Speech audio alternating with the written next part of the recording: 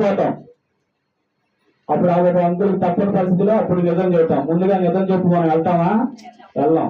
అక్కడికి వెళ్ళిపోయినా దేవునికి దాసునికి ప్రేరేపణ వచ్చేసింది. వచ్చి ఫోన్ చేస్తాడు, తలంపు వచ్చేసి ఏం చేస్తున్నారు ఈ టైంలో, ఫలానా ఏం చేస్తున్నారు, ఫలానా.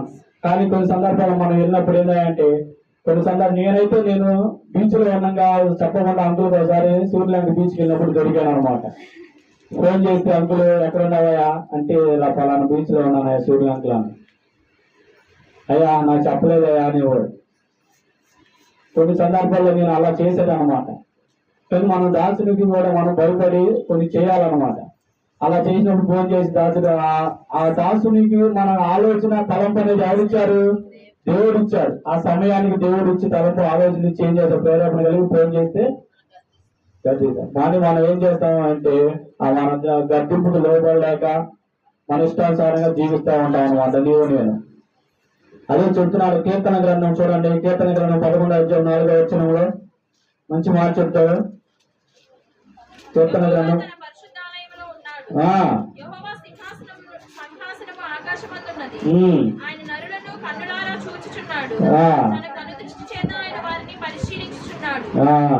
చాలు చాలండి. ఇక్కడ ఏం చెప్తున్నాడు? ఆయన్ని ఎవరు చూస్తున్నాడు? కన్నులారా చూస్తున్నాడు దేవుడు. నన్ను కన్నులారా చూస్తున్నాడు. ఆకాశము సింహాసనము, భూమి ఆయన పాదపీఠము. మనం ఏం చేసినా ఏం సమస్తము ఆయనకి తెలిసింది అనమాట. మనకు తెలియలేమని మనం ఎన్నో సందర్భాలు అనుకుంటూ ఉంటాం. ఇక్కడ ఏమన్నాడు? ఆయన యెహోవా తన పరిశుద్ధాలయంలో ఉన్నాడు. యెహోవా సింహాసనము ఆకాశమందు ఉన్నది. ఆయన నరులను కన్నులారా చూచుతున్నాడు. తన కన్ను దృష్టి చేత ఆయన వారిని పరిశీలించుతున్నాడు. ఇప్పుడు ఆకాశం సింహాసనం భూమి తన పాల్పోయినప్పుడు మనం ఎంతగా ఉంటాం? దేవునికి ఇసుక రేణు వేలే ఉంటాం. నిన్ను నన్ను పరిశోధించడం అంత గొప్ప విషయం అనమాట. గొప్ప విషయం అది కాదు. కానీ నువ్వు నేనేం చేస్తా ఉంటాం అంటే ఇక్కడ దేవుణ్ణి నిర్లక్ష్యం చేస్తూ ఉంటాం. దేవునికి భయం లేకుండా జీవిస్తూ ఉంటాం. ఈ దినాల్లో నేను అలాగే ఉన్నాం. కానీ ఇక్కడ ఏం చేస్తున్నానంటే ప్రభు గారు ఏం చేస్తున్నానంటే ఆయన నరుల కన్నులారా చూస్తూ ఉన్నాడు. ఆయనకు మరుగై ఉన్నది ఏమీ లేదు. నేను అనుకుంటామేమో ఆయనకు మరుగైంది ఏమనుకున్నావన్నా, ఏం చూస్తున్నా ఎవరు చూస్తున్నారు ఏం చేయట్లేదు అని. కానీ నీవు దేవునికి మరుగై ఉన్నది ఏమీ లేదు. నువ్వు ఏం చేసినా ఎక్కడ చేసినా నీ ఆలోచన తలంపు పుట్టక మునిపి ఆయనకి తెలుసు అన్నాడు. ఈ హృదయంలో ఆలోచన చేయకముందే మామూలుగా జీకే జనరల్ నాలెడ్జ్ గా చూసుకుంటే అన్నిటికంటే వేగమైంది ఏమంటారు? మనసు అంటారు. అన్నిటికంటే వేగమైంది మనసు. అంతకన్నా వేగమైన దేవుడు అనమాట. నీ మనసును సైతం గ్రహించగలిగిన వాడు దేవుడు. అప్పుడు అన్నిటికంటే దేవుడు వేగవంతుడేగా. కానీ ఈ దినాల్లో ఏం చేస్తామంటే మనం దేవుని భయం కలిగి జీవించగలక మన ఇష్టానుసారంగా జీవిస్తూ కొన్ని సందర్భాల్లో ఇలా మనం దేవుని సన్నిధిలో పట్టుబడిపోతా ఉన్నామన్నమాట. ఇకనైనా సరే నేను తెలుసుకొని ఏం చేయాలంటే దేవుణ్ణి వ్యక్తికి జీవించాలా. చూడండి ఇర్మియా గ్రంథము 23:24 చదవండి. ఇర్మియా గ్రంథము 23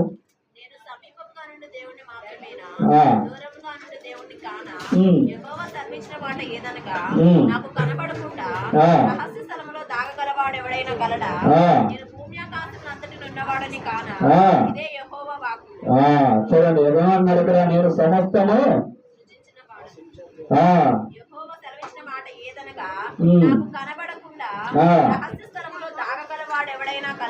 చూడండి దేవునికి తెలియకుండా మనం ఎక్కడైనా రహస్యంగా దాగలుగుతామా? దాగలేము. ఇక్కడ అదే అంటున్నాడు ప్రభు గారు, నాకు తెలియకుండా మీరు ఎక్కడ కూడా ఉండలేదు. మీరు ఎక్కడికి వెళ్ళినా సరే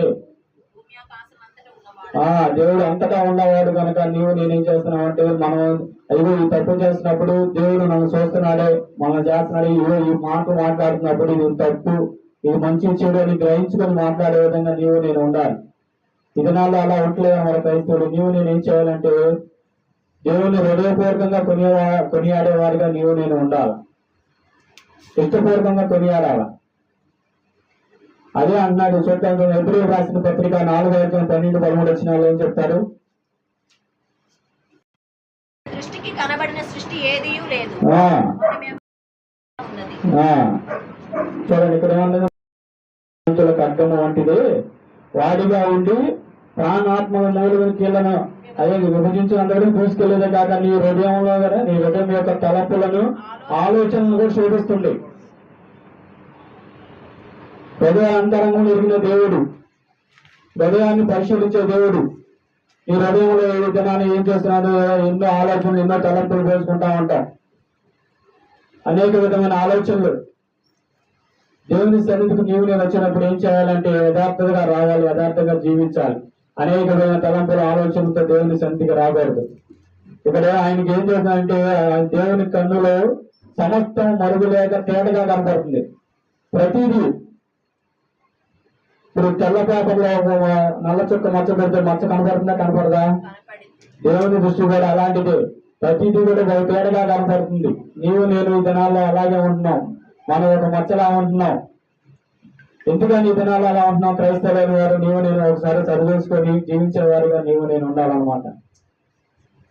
ప్రభు వారికి ఏది నీ హృదయ ఆలోచనలు నీ తలంపులు ఎరిగిన వాడు, నిన్ను పూర్తిగా గ్రహించిన వారిని. అసలు ఇంకా దావీదు మహాభక్తుడు ఏం చెప్తారంటే చూడండి 139 13వ అధ్యాయంలో, నా అంతరంగంలో నీవే కలగజేసినవి, ఆ నా తల్లి గర్భమందు నన్ను నిర్మించిన వాడవు నీవే. నీవు నన్ను కలగజేసిన విధము చూడగా భయమును ఆశ్చర్యమును నాకు పుట్టించున్నవి, అందుని బట్టి నీ కృతజ్ఞతాస్తుతులు చెల్లించుచున్నాను.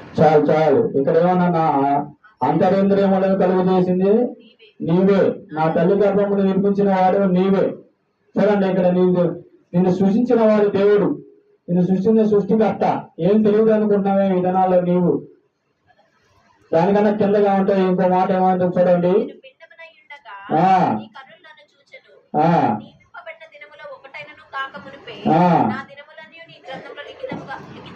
చూడండి నిన్ను పిండమునై ఉండగానే నేను చూస్తూనే అంటున్నాడు. ఇక్కడ పిండమునై ఉండగానే నిన్ను నేను చూస్తున్నాను అన్న దేవుడు. నిన్ను ఇప్పుడు ఈ దినాల్లో చూడడానికి ఉన్నావా? ఈ స్థితిలో చూడటానికి ఉన్నావా? ఏ దినాల్లో నీవు ఉన్నావు? ఇలాంటి దినాల్లో నీవు నేను ఏ విధంగా ఉన్నావో చూడటానున్నావా?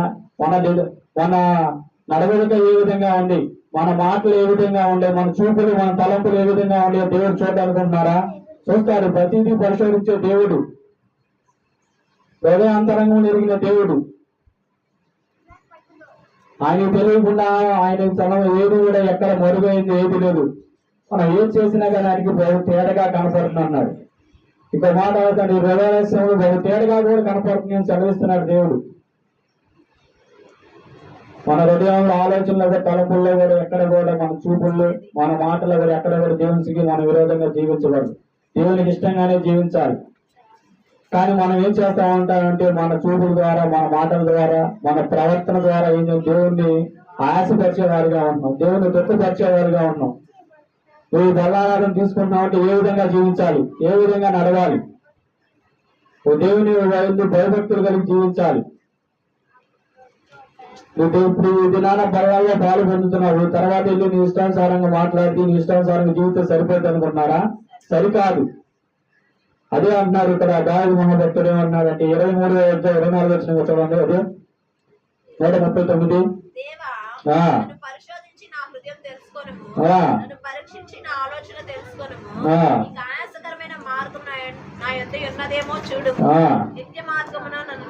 చూడండి ఇక్కడ ఏమంటున్నారంటే నీకు ఆయాసకరమైన మార్గం నా ఎందునేమో చూడమంటున్నాడు, మనల్ని పరిశోధించుకోమంటున్నాడు.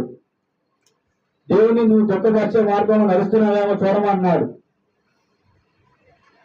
ఇదినా నేను సూటిగా చెప్పేదంటే దేవుని భయబంధు అయితే బలలో పాలు పొందుతున్న నీవు నేను ఏ విధంగా ఉండాలి? దేవుని యందు ఎంతో భయభక్తులు కలిగి ఉండాలి. దేవుని నువ్వు దుఃఖపరిచేవారిగా ఉన్నావా లేదా దేవుని ఆయాసపరిచేవారిగా ఉంటున్నావా? నీవు నేను చూసుకోవాలి.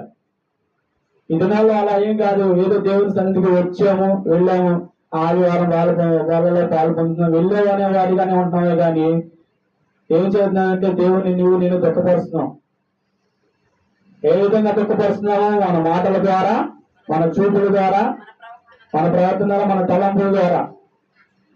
అయిపోయింది ఈ దినానం వెళ్ళిపోయాము, మనం ఇంకెవరు చూస్తలేదు కానీ మన ఇష్టానుసారంగా జీవిస్తాము, మన ఇష్టానుసారంగా మాట్లాడితే అది సరికాదు, అది సరైన జీవితం కాదు, అది సరైన నడవడిక కూడా కాదు.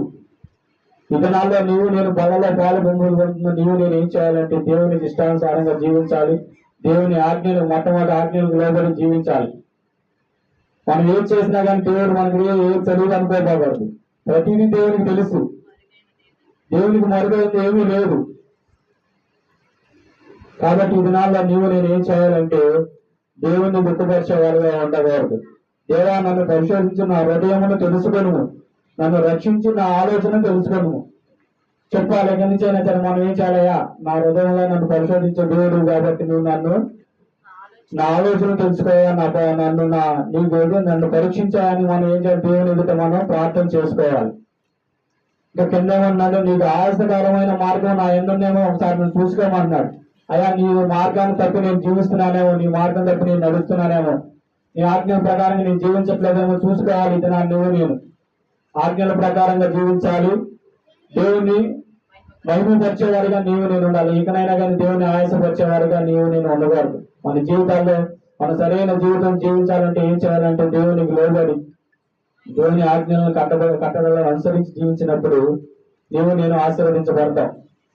ఈ ఉదయకాల సమయంలో నేను చెప్పేది ఏంటంటే బలలో పాల్గొంటున్న నీవు నేను సరైన జీవితం జీవిస్తే సరైన జీవితం జీవించాలా. లేకపోతే మనం ఎన్నో శ్రమలు కొని తెచ్చుకుంటా ఉంటాం. ప్రతి చిన్న చిన్న విషయాలు కూడా శోధనలు వస్తూ ఉంటాయి. కుటుంబంలో కానీ లేకపోతే భార్యాభర్తల మధ్య ఇంకా అనేక మన అప్పుల బాధలు అది కూడా మనకి దేవుడు కలగజేస్తాడు, పరీక్షిస్తా ఉంటాడు నిన్ను నన్ను. ఏ విధంగా ఉన్నావా ఏదని మనల్ని పరీక్షిస్తా ఉంటారు. కాబట్టి నీవు నేను ఏం చేయాలంటే మనల్ని మన నైవేద్యం ప్రకారం మన మాటల ద్వారా మన చూపుల ద్వారా దేవుణ్ణి కూడా మనం ఎక్కడ ఆయాసపరిచేవారిగా ఉండకూడదు అన్నమాట. మనం ఆయాసపరుస్తున్నాం కాబట్టి మనకి ఇలాంటి శ్రమలు అనేది ఇబ్బందులు అనేది అన్నిటి వస్తూ ఉంటాయి. ఆర్థిక ఇబ్బందులు కానీ అనేక అనారోగ్యాలు కలిగేయడం కారణం కూడా అదే. కానీ ఉదయకాల సమయంలో ఏం చేయాలంటే దేవునికి నీవు నేను లోబడి జీవించినప్పుడు, దేవుని ఆజ్ఞలకు లోబడి జీవించినప్పుడు నువ్వు నేనేం చేయాలంటే ఆశీర్వదించబడతావు అనమాట. ఈ ఉదయకాల సమయంలో నా యొక్క మాటలు ముగిస్తున్న అందరికీ వాక్యం అర్థమైందండి. ఏం చెప్పాను?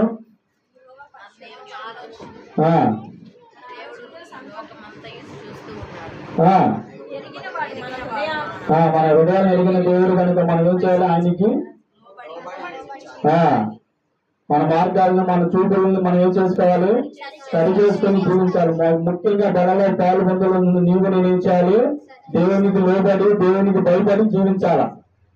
అప్పుడే మనం సరైన జీవితం జీవిస్తాము. మనకి కావాల్సిన ఈవుల్ని కూడా దేవుడు ఇస్తూ ఉంటారు. ఈ ఉదయకాల సమయంలో నా మాటలు ముగిస్తున్నాను. చిన్న ప్రార్థన చేసుకున్నాం. ఎవరైనా ఉన్న వాటి ప్రకారంగా ఇక్కడ ప్రార్థన చేద్దాం.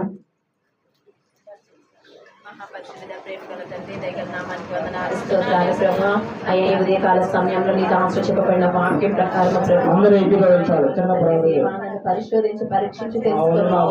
దావీదు మహారాజు అంటున్నాడు, ప్రభా అయ్యా మేమైతే ప్రభు మమ్మల్ని పరీక్షించినప్పుడైతే ప్రభు మాకు ఎన్నో నాతని అపవిత్రమైన నాతని ఆలోచనలు మాలో ఉన్నవి ప్రభా. అయ్యా ఉదయకాల సమయంలో నీకు విరోధంగా మేము తలంచిన ప్రతి తలంపు నీవు చూస్తున్నావు ప్రభా. అయ్యా దేవుడు చూస్తున్నాడు అనుభవించినావే కానీ ప్రభా సమస్తము నీవు నా తండ్రి నీకు మరుగైనది ఏదీ లేదు కదా ప్రభా. సమస్తం నీకు నా తండ్రి మరి తేటగా కనిపిస్తున్నామని చెప్తున్నావు. స్వభావం మాలో ఉన్నది ప్రభా. అయ్యా నిర్లక్ష్య స్వభావం మేము విడిచిపెట్టి ప్రభా ఇకనైనా ప్రభు మా తలంపుల ద్వారా చూపుల ద్వారా ప్రవక్తల ద్వారా ప్రభా నీకు మహిమ తెచ్చే వారికి మమ్మల్ని చేయండి. వాళ్ళలో పాలు పొందుపరుచుకున్న మేమును ప్రభా ఎక్కడ కూడా అయోగ్యంగా తీసుకున్నట్లయితే ప్రభా శ్రమలకు కారణము ప్రభా మరణ శిక్ష విధింపబడతాము కదా ప్రభా. అటువంటి నిందారహితులుగా మేము ఉండగా ప్రభా నీ శరీరం పరీక్షించి పరిశోధించి పరిశుద్ధంగా నీ వాళ్ళలో పాలు పొందుకు పంచుకున్నట్టుగా మాకు నీ దాసు చెప్పబడిన వాక్యం మా హృదయంలో భద్రపరచుకొని ప్రభా వాక్యానుసారంగా జీవించే కృప నాకును మాకు దయచేయండి.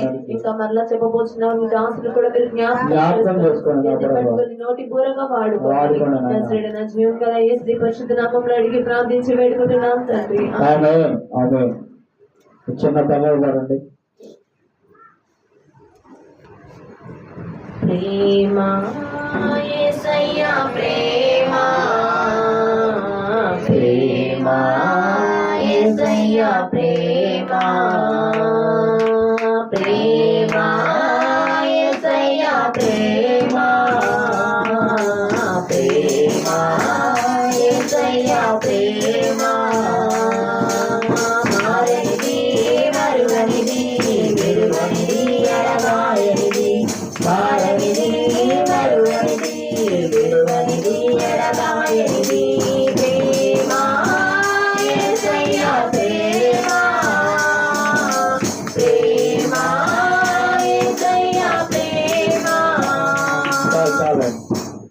మధ్యలో లిలింగ్ యశ్వంత్ గారు ఉన్నారు, వచ్చి వర్తమానం అందిస్తారు. రెండో వర్తమానంగా మన మధ్యలో ఉన్న లిలింగ్ యశ్వంత్ గారు వచ్చి వర్తమానం అందిస్తారు.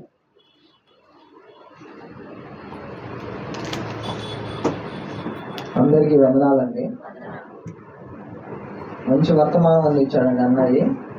మనం ఏం చేయాలంటే దేవుడిని ఇబ్బంది పెట్టకూడదు. దేవుడు ప్రతిదీ చూస్తూ ఉన్నాడు, దేవుడి ప్రతిదీ కనపడతా ఉంది.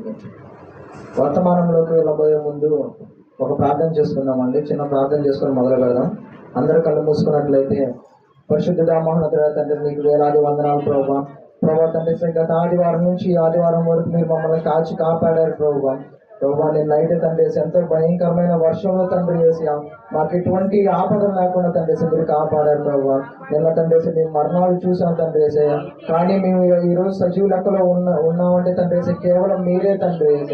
అలాగే ప్రభా ఈ రోజు మేము బలలో పాలు పంచబోతున్నాగా ప్రభా, మాకు మంచి హృదయాన్ని దయచేయండి ప్రభా. ఎక్కడ తండ్రి వేసి మా హృదయాల్లో తండ్రి వేసి ఎటువంటి చెడు తలంపులు కానీ చెడు ఆలోచనలు కానీ లేకుండా తండ్రి వేసి పరిశుద్ధంగా తండ్రి వేసి మీ బలలో మేము చేయవేసేలా సాయం దయచేయండి. అలాగే వర్తమానం చెప్పబోచుండగా తండ్రి వేసి నాకు తండ్రి మంచి తెలివిని జ్ఞానాన్ని దయచేయండి ప్రభా. మీ పిల్లలకి ఎలాగైతే బోధించాలో తండ్రి వేసి ఆ విధంగా తండ్రి మేము బోధించేలాగా సాయం దయచేయండి ప్రభా. వినేవారికి తండ్రి వేసే శ్రద్ధగా వినేలాగా సాయం దయచేయండి. ఎక్కడ నిద్రాత్మ పనిచేయకుండా చూడమని ఈ చిన్న ప్రార్థన మీ పాడాల్సిన చేర్చుకోమని నజరేయుడైన యేసుక్రీస్తు నామములో వేడుకొని ప్రార్థిస్తున్నాం తండ్రి, ఆమేన్. నిన్న ఎట్లాంటి వర్షం అండి పడింది? ఎంతో భయంకరమైన వర్షం పడింది కదా. అసలు రోడ్లు చూస్తే అన్ని కాలువల్లాగే కనపడుతున్నాయి. మా ఇంటి ముందు కూడా పెద్ద కాలం అనిపించిందండి, రోడ్డు లాగా అనిపించలేదు. అది కేవలం ఒక్కరోజు వానకే మనం ఇట్లా అయిపోయామంటే నోవహ దినాల్లో ఎంత భయంకరమైన వర్షం పడి ఉండిద్దండి. ఒక్కరోజు పూర్తిగా పడింది కదా. చూడండి ఆది కాలంలో మనం చూసుకున్నట్లయితే ఎన్ని దినాలు పడిందండి? 40 పగళ్ళు 40 రాత్రులు. అటువంటి వర్షం పడితే మనం ఏమన్నా బతుకుతామా? ఇంకా నిన్న ఇళ్లలోకి వచ్చేసి నీళ్లు. ఇంకా 40 రోజులు పడితే మనం ఎక్కడ ఉంటాము? ఏదైనా ఎత్తైన కవర్ చూసుకొని అక్కడికి ఎక్కాలి. కానీ దేవుడు ఇందాక పాట పాడుకున్నాం, మానవ ప్రేమ ఎవరిదండి? దేవుడిది. ఆ ప్రేమ ఉండబట్టి మనం బ్రతకగలిగాం. లేదంటే ఆ దేవుడు ఆ ప్రేమను మర్చిపోతే మళ్ళీ 40 దినాలు వర్షం పడితే ఎట్లా ఉండేది మన పరిస్థితి?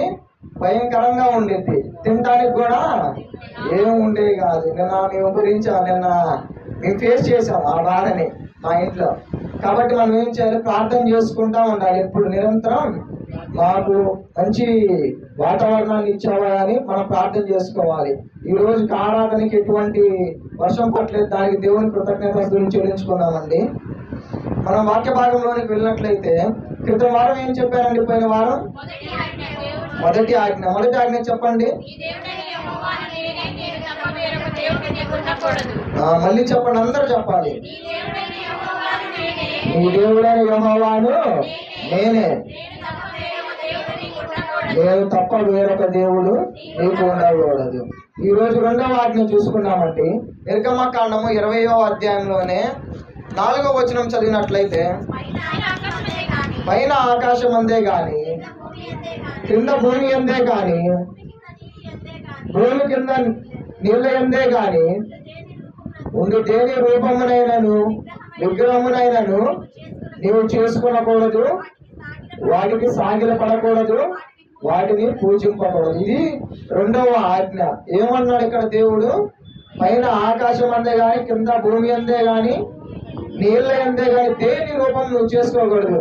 అంటే విగ్రహారాధన చేయకూడదు. దేన్ని మనం అంటే విగ్రహారాధన చేయకూడదు. అంటే విగ్రహాన్ని చేసుకుని దానికి మొక్కకూడదు. విగ్రహ ఆరాధన 2 రకాలు ఉంటుందండి. అది ఈ రోజు మనం చూసుకున్నాం.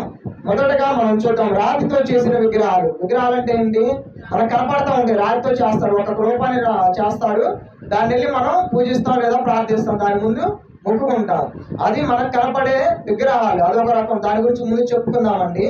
బైబిల్లో చూసుకున్నట్లయితే ముందుగా విగ్రహాల గురించి ఎక్కడ ప్రస్తావన అయిందంటే ఆది కాండము 31వ అధ్యాయము 19వ వచనము.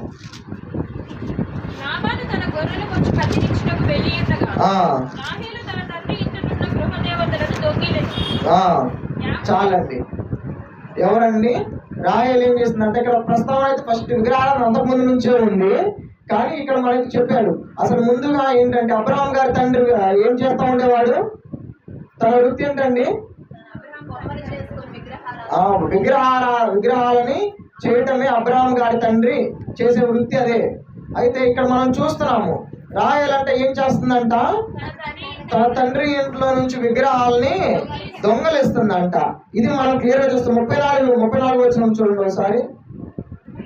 34వ వచనం. రాహేలు ఆ విగ్రహములను తీసుకొని చాలే అండి. ఇక్కడ రాహేలు విగ్రహాలు తీసుకున్నట్టు మనం చూసాం. అంటే ఏంటి, తన తండ్రి విగ్రహారాధన చేసేవాడు, అవునా కాదా? విగ్రహారాధన అంటే ఏంటి, విగ్రహారాధన చేస్తున్నారనే కదా. అట్లా మనం కూడా మన ఇంట్లో విగ్రహాలు ఉన్నాయంటే ఏంటి, విగ్రహారాధన చేస్తున్నట్టు. ఏదో ఒక విగ్రహం ఖచ్చితంగా మన ఇంట్లో ఉంటది, ఉండకుండా అయితే ఉండదు. అది తర్వాత చూసుకుందాం, తర్వాత భాగంలో మనం చెప్పుకుందాము. నిర్గమకాండం 32వ అధ్యాయము 1 నుంచి 4 వచనాలు చూసినట్లయితే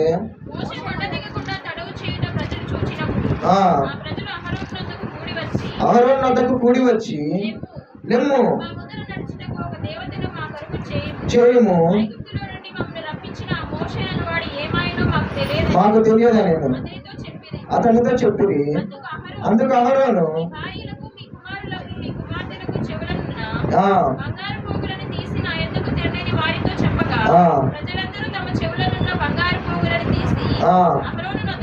తెచ్చిరి. వాటిని తీసుకొని చాలండి. ఇక్కడ ఏం కనపడుతుంది మనకి, మోషే గారు ఎంతో కష్టపడి ఇశ్రాయేలీయుల్ని ఐగుప్తు యొక్క బానిసత్వం నుంచి బయటికి నడిపిస్తే ఏం చేస్తున్నారు ఇక్కడ ఇశ్రాయేలీయులు? కొన్ని రోజులు మోషే కనపడకపోయేసరికి ఏమంటున్నారు, మమ్మల్ని తీసుకొచ్చిన ఆ మోషే ఏమైపోయాడో మాకు తెలియదు, మాకు ఏదో మాకు పూజించడానికి ఒక దేవత కావాలంటే ఇక్కడ అహరోను గారు బంగారం అంత, అంటే వాళ్ళు సమకూర్చిన బంగారం అంత అగ్నిలో వేస్తే ఏమైంది, అది ఒక దూడైంది. ఇక దాన్ని పూజిస్తున్నారు. ఇక్కడ విగ్రహారాధన మనకు కనపడుతుంది, అవునా కాదా? ఇక్కడ ఏంటంటే ఇశ్రాయేలీయులు ఎంత బాగా అంటే ఎంత భయంకరమైన బానిసత్వంలో ఉన్నారు ఐగుప్తీయుల దగ్గర. మనకు తెలుసు, మన ప్రతి ఒక్కరికి తెలిసిందే ఈ కథ కాదులేండి, నిజంగా జరిగింది. ప్రతి ఒక్కరు మనం వింటానే ఉంటున్నాం కదా చిన్నప్పటి నుంచి. అటువంటి భయంకరమైన బానిసత్వం నుంచి బయటికి తీసుకొస్తే వీళ్ళు ఏమంటున్నారు ఇక్కడ, మాకు ఒక దేవత కావాలి పూజించుకోవడానికి అంటున్నారు. మనల్ని కూడా దేవుడు, మనం ఎన్నో బాధల్లో ఉన్నప్పుడు అటువంటి బాధల నుంచి దేవుడు మనకి బయటికి తీసుకొస్తే తర్వాత ఏం చేస్తాం, కొంతకాలం తర్వాత మళ్ళీ తిరిగి లోకంలోకి వెళ్ళిపోతూ ఉంటాం. లోకంలో ఎన్నో వాటిని మనం విగ్రహంగా చేసుకుంటాం. అది కరెక్ట్ కాదు. ఎందుకంటే దేవుడు మన కోసం ఎంతో ఎదురు చూస్తూ ఉంటాడు. ఇక్కడ నేను నా పిల్లలకి సహాయం చేశాను, ఖచ్చితంగా వాళ్ళు నన్నే ఆరాధిస్తారు, ఖచ్చితంగా నన్ను జ్ఞాపకం ఉంచుకుంటారు అనుకుంటే మనం గుర్తుంచుకున్న దేవుణ్ణి గుర్తుంచుకో, వెంటనే దేవుణ్ణి మర్చిపోయి విగ్రహారాధన వైపు తిరుగుతున్నావు. దేవుడు ఏమన్నాడు, తన 2వ ఆజ్ఞగా దేన్ని నువ్వు పూజించకూడదని దేవుడు అంటున్నాడు. ఇప్పుడు మనం చూస్తూ ఉంటాం, ఈ ప్రకృతిని ఎవరు చేశారండి, దేవుడే చేశాడు. మనం ఆదికాండం మొదట్లో చూసుకుంటే గాలినైనా నీటినైనా భూమినైనా ఎవరు చేశాడు, దేవుడే చేశాడు. కానీ మనం ఏం చేస్తాము, మనం కాదు, చాలా మంది ఉన్నారు పూజించేవాళ్ళు. వేటిని పూజిస్తారు, విగ్రహాలు అంటే సృష్టిని పూజిస్తారు. వాటిని చేసిన దేవుణ్ణి మర్చిపోయి దేవుడు చేసిన సృష్టిని అంటే గాలిని కానీ నీటిని కానీ భూమిని కానీ వీటిని పూజిస్తూ ఉంటారు. అది మంచిది కాదండి. ఎందుకు అసలు వీటిని నువ్వు పూజిస్తున్నావు? గాలి ద్వారా మనం బతుకుతున్నాం కాబట్టి మనం గాలిని పూజించాలంటారు, లేదా నీటి ద్వారా మనం తాగి బ్రతుకుతున్నాం కాబట్టి నీటిని పూజించాలంటారు. కానీ వీటన్నిటిని మన కోసం సమకూర్చింది ఎవరు? దేవుడే కదా. మరి అసలైన దేవుడిని మనం మర్చిపోతున్నాం. మనం పూజించాల్సింది ఎవరు అంటే మనం ఆరాధించాల్సింది ఎవరిని? సృష్టికర్తను ఆరాధించాలి కానీ సృష్టిని ఆరాధించకూడదు. ఇక్కడ మనం చూసుకున్నట్లయితే ఇశ్రాయేలీయులు తమ కోసం ఒక విగ్రహాన్ని చేసుకొని దాన్ని పూజిస్తున్నారండి. అప్పుడు దేవుడు కోపం వస్తుందా రాదా? ఖచ్చితంగా కోపం వస్తుంది. మనం కూడా దేవుడు చేసిన మేలుని మర్చిపోయి, అంటే మనం కూడా సాధారణ కింద బానిసలుగానే ఉన్నాము, అది మనకు తెలియదు. కానీ దేవుడు వాటి నుంచి మనం బయటికి తీసుకొచ్చినంత సేపే దేవుణ్ణి మనం గుర్తుంచుకుంటాం. ఇంకా అయిపోయిన తర్వాత మళ్ళీ ఎవరి వైపు తిరుగుతాము?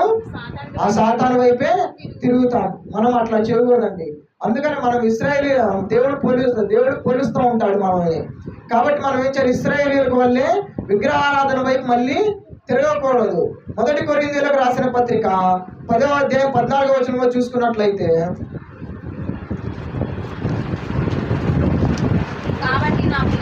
కాబట్టి నా ప్రియులారా పారిపోండి. ఏమంటున్నాడండి ఇక్కడ దేవుడు? విగ్రహారాధనకి దూరంగా పారిపోండి అన్నాడు. కానీ మనం చూస్తూ ఉంటాం, కొంతమంది క్రైస్తవులు ఏం చేస్తారు, వినాయకుడి బొమ్మలు కనపడితే అక్కడికి వెళ్ళి డాన్స్ వేస్తారు. అవునా కదా? నేను కూడా చూసాను చాలా మంది క్రైస్తవుల్ని. కానీ బైబిల్లో క్లియర్ గా మెన్షన్ చేశారు ఏమని? విగ్రహారాధనకి దూరంగా పారిపోండి. అంటే వాడి దగ్గర కూడా మనం నిలవకూడదు. అసలు నిలిస్తే అది పాపమే, దేవుని యొక్క రెండవ ఆజ్ఞ మీరినట్టే. అవునా కాదా? మరి కొంచెం ఒక నిమిషం అండి.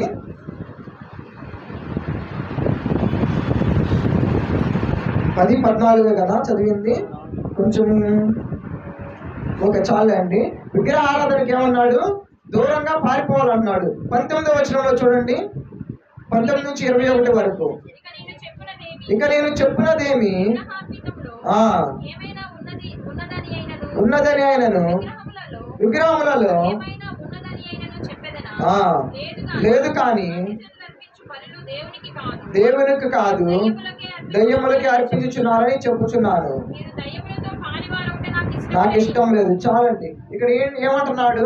నువ్వు కేవలం విగ్రహాల దగ్గరికి వెళ్ళదు కదా, విగ్రహారాధన చేయడమే కాదు, వాటికి అర్పించింది ఏది కూడా మనం తినకూడదు. అది కూడా ఒక రకంగా విగ్రహారాధన కిందే వస్తుంది. ఏమన్నాడు ఇక్కడ? అవి దేవునికి అర్పించట్లేదు అంటే ఎవరికి అర్పిస్తున్నారు? దయ్యాలకు అర్పిస్తున్నారు. కాబట్టి అది మనం తింటే ఏమైంది?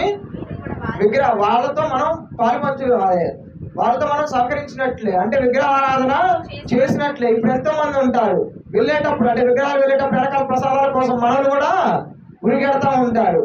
అది మంచిది కాదు. అది కూడా ఒక రకమైన విగ్రహారాధన. ఏమంటారంటే కొన్ని ఏముంది, అది తింటున్నాం, మనం కూడా ఇంట్లో చేసుకుంటాం కదా, అటువంటిదే వాళ్ళు కూడా పెట్టేదని మనం తినొచ్చు అంటూ ఉంటారు. కానీ అది మంచిది కాదు, అది ఎట్టి పరిస్థితుల్లో తినకూడదు. ఎందుకంటే అది కూడా విగ్రహారాధన కింద వస్తుంది. అయితే తర్వాత మనం చూసుకున్నట్లయితే ఇది విగ్రహాలకు సంబంధించింది. ఇప్పుడు ఏంటంటే మనం కనపడని విగ్రహాలను కూడా పూజిస్తూ ఉంటాం. దాని గురించి మనం చూసుకున్నాం. 2వ సమూయేలు గ్రంథము 11వ అధ్యాయం 2 నుంచి 4 వచనాలు. ఒకానొక దినమున ఇది ప్రతి ఒక్కరికి తెలుసు కదండి, ఎన్నోసార్లు మనం విన్నాం. ఏం చేస్తారంటే దావీదు గారు లేచి టెర్రస్ మీద తిరుగుతూ ఉంటారంట. అప్పుడు ఏమైతా ఉంటది? ఒక స్త్రీ కనపడుతుంది. అయితే ఏం చేస్తాడు దావీదు గారు? చూసి అంతే వదిలేస్తారా? వదిలేరు. తీసుకొని వచ్చిన తర్వాత చూసినట్టయితే చదవండి. అతని యుద్ధకు రాగా అతడు ఆమెతో సేనించును. ఏం చేస్తారండి? దావీదు చూసి వదిలేయట్లేదు, తన మనసులో చేర్చుకున్నాడు. తన దగ్గరికే కాదు, అంటే తన గదిలోకే కాదు, తన మనసులో కూడా చేర్చుకున్నాడు. ఇప్పుడు విగ్రహారాధన అంటే కేవలం మన ముందు కనపడే ఆ రాతి విగ్రహాన్ని పూజించటమే కాదు, ఎవరైనా వ్యక్తిని కానీ, లేదా ఏదైనా వస్తువుని కానీ, లేదా ఏదైనా ప్రదేశాన్ని కానీ మనం బాగా ఇష్టపడే, దేవుని కంటే ఇష్టపడితే అది ఏమైంది? మన మనసులో విగ్రహం అయినట్లే. అయితే దావీదు కూడా తన మనసులో ఎవరు విగ్రహంగా చేసుకున్నారు? బెత్షెబాని విగ్రహం చేసుకున్నారు. దానికి ఏమైంది? తను ఎంతో పాపాన్ని మూటగట్టుకున్నాడు. తనకు ఒక శాపాలు కూడా వచ్చింది. తనకి మొదటిగా పుట్టిన బిడ్డ బ్రతికాడా? బ్రతకలేదు. అయితే ఇంకో శాపం కూడా వచ్చింది. ఏం శాపం అంటే నీ సంతానం ఎప్పుడు యుద్ధాలు చేస్తానే ఉండదని. కేవలం తను ఒక స్త్రీని విగ్రహంగా చేసుకున్నాడనే కారణంతో దేవుడు ఎంతో భయంకరమైన శాపాన్ని తనకి ఇచ్చాడు. దావీదు అంటే ఎవరండి? దేవునికి ఇష్టానుసారుడు. అటువంటి వ్యక్తిని కూడా చూడకుండా ఏం చేశాడు? కేవలం విగ్రహం చేసుకున్నాడని తన మనసులో యేసుప్రభు అంటే దేవుని కంటే ఎక్కువ స్థానం వేరే ఒక స్త్రీకి ఇచ్చాడనే కారణంతో ఎంతో భయంకరమైన శాపాన్ని దావీదుకి ఇచ్చాడు. అటువంటి శాపాన్ని కొని తెచ్చుకున్నాడు. మనం కూడా మన నిత్య జీవితంలో చూస్తూ ఉంటాం. ఇప్పుడు నేనున్నానంటే నేను దేవుడు నా సెల్ని విగ్రహంగా చేసుకున్నాను. అవునా కదా? ప్రతి ఒక్కరికి ఇప్పుడు తన మొబైల్ ఫోన్ అనేది ఒక విగ్రహం అయిపోయింది. దేవునికి స్థానం ఇవ్వట్లేదు. కేవలం ఎప్పుడు చూసినా నిరంతరం మనం ఫోన్ చూస్తూనే ఉంటున్నాం. ఫోన్లో మంచి ఉండిద్ది, చెడు కూడా ఉండిద్ది. కానీ మనం ఏం చూస్తాం? ఎక్కువగా చెడునే చూస్తాం. ఫోన్లో మంచి చూసినా కానీ మనం ముందుగా ఏం చేయాలంటే దేవునికి స్థానం ఇవ్వాలి, కానీ ఫోన్కి మనం స్థానం ఇవ్వకూడదు. కానీ మనం అంతా రివర్స్ ఏం చేస్తూ ఉంటాం? ఫోన్ని ఫోన్కి స్థానం ఇస్తాం దేవుని కంటే. అంటే మన మనసులో విగ్రహం ఏముంది? ఫోన్ ఒక విగ్రహం అయిపోయింది. అలానే ఇప్పుడు తల్లిదండ్రులు ఉంటారు, తమ పిల్లల్ని ఎంతో ఇష్టపడతా ఉంటారు, దేవుని కూడా మర్చిపోతారు. ఇప్పుడు కొంతమంది తల్లిదండ్రులకి ఏంటంటే పిల్లలు త్వరగా పుట్టరు, కొన్ని సంవత్సరాల తర్వాత పుడతారు. అప్పుడు ఏం చేస్తారు? ఇంకా ఆ పిల్లలు పుట్టిన కొన్ని సంవత్సరాల తర్వాత పిల్లలు పుడితే ఆ పిల్లలు ఏం చేస్తారు? వాళ్ళు ఎంతగానో అసలు చాలా గారాభంగా చూసుకోవటం కానీ ఎంతో విలువైన వస్తువులా చూసుకుంటా ఉంటారు. అవునా కాదా? అంటే ఆ పిల్ల లేదా పిల్లవాడు తన తల్లిదండ్రులకు ఏమయ్యాడు? విగ్రహం అయిపోయాడు. అవునా కాదా? మనం చూద్దాము, అబ్రహాం గారికి ఎప్పుడు పుట్టాడండి కుమారుడు? 100 సంవత్సరాలకు పుట్టాడు. 100 సంవత్సరాలకు పుడితే ఎంత బాగా చూసుకుంటాడు ఇంకా తన పిల్లవాడిని. అబ్రహాం గారు ఎంత ధనవంతుడు అండి, ఎంతో పశు సంపద ఉంది, ఎంతో ధనం కూడా ఉంది. అటువంటి వాడు తన ఏకైక కుమారుని ఎంత బాగా చూసుకుంటాడు? చాలా బాగా చూసుకుంటాడండి. అప్పుడు ఏమైనట్టు? తన ఇస్సాకు ఏమైపోయాడు? అబ్రహాం గారికి ఒక విగ్రహం అయిపోయాడు. అందుకని దేవుడు ఒక పరీక్ష పెడుతున్నాడు అబ్రహాం గారికి. ఏం పరీక్ష పెడుతున్నాడు? నీకు ఒక్కడిగా ఉన్న కుమారుణ్ణి నేను చూపించబోయే పర్వతం మీద బలి ఇవ్వాలన్నాడు. ఎంత వేదన అండి! అప్పుడు వరకు తను ఎంతో గారాభంగా ఎంతో మంచిగా చూసుకున్న పిల్లవాడిని ఒక్కసారిగా బలి ఇవ్వమన్నాడు దేవుడు. ఎందుకు? అప్పటి వరకు దేవుడు అబ్రహాం గారు ఎంతో విశ్వాసం ఉన్న వ్యక్తి అండి దేవుని మీద. అటువంటి వ్యక్తిని కూడా దేవుడు పరీక్షించాడంటే ఏంటి అర్థం?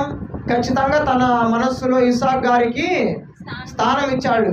కానీ దేవునికి అంత స్థానం ఇవ్వలేకపోయాడని, అంటే ఇస్సాకు గారు పుట్టిన తర్వాత అటువంటి స్థానం దేవునికి ఇవ్వలేకపోయాడనే కదా దేవుడు పరీక్షించింది. కానీ అబ్రహాం గారు ఆ పరీక్షలో కూడా నెగ్గారు. తర్వాత మనం కూడా మన పిల్లల్ని ఎంతగానో ప్రేమిస్తూ ఉంటాం దేవుని కంటే. దేవుడు మనకు కూడా నువ్వు ప్రేమిస్తున్నా నీ పిల్లవాడిని బలి ఇవ్వమంటే ఏం చేస్తాం మనం? అబ్రహాం గారు నాకు బలిస్తావా? ఏం చేస్తాం? నువ్వు నాకొద్దే, నా పిల్లవాడే నాకు కావాలంటావు. అవునా కాదా? నిజంగానే కదా? కానీ మనం ఏం చేయాలి? మన పిల్లల్ని మనం విగ్రహం చేసుకోకూడదు. మనం ఎవరికి ఇవ్వాలి స్థానం? దేవునికి మాత్రమే ఇవ్వాలి. ఎవరిని ప్రేమించాలి? దేవుణ్ణే ప్రేమించాలి. ఈ పిల్లవాడు కాకపోతే ఇంకో పిల్లవాడు ఇస్తాడు దేవుడు. ఇవ్వగలిగే శక్తి, అంటే ఇవ్వగలిగేంత గొప్పటోడు మన దేవుడు. కానీ మనం అటువంటి గొప్ప దేవుడిని పక్కన పెట్టేసి మన పిల్లల్ని విగ్రహాలుగా చేసుకున్నాం. అట్లా మనం చేసుకోకూడదు, సరేనా? ఇంకోటి ఏంటంటే దానియేలు గ్రంథం చూడండి. దానియేలు గ్రంథము 3వ అధ్యాయం 1వ వచనం. ఇక్కడ ఏం కనపడిద్ది అంటే మనకి ఇప్పుడు విగ్రహాలు, అంటే దేవుని కంటే విగ్రహాలు, మనం పూజించే విగ్రహాలు గొప్ప వాళ్ళ కాదా? అసలు ఆ విగ్రహాలను పూజించాల్సిన అవసరం మనకి లేదండి. ఎందుకంటే మన దేవుడు సజీవుడు. అవునా కాదా? విగ్రహాల్లో లేడు. మన దేవుడు ఎక్కడున్నాడు? ఈ లోకమంతటా దేవుడు ఉన్నాడు, సజీవుడై ఉన్నాడు. 3వ దినానే లేచాడు కదా మన దేవుడు. ఇంకా మనం విగ్రహాలు చేసుకుని పూజించాల్సిన అవసరం ఉందా దేవుణ్ణి? మనం పూజిస్తుంది ఎవరిని? సజీవుడిని. అంతేగాని విగ్రహాల్ని మనం పూజించకూడదు. దానియేలు గ్రంథం 3వ అధ్యాయం 1వ వచనం చూడండి.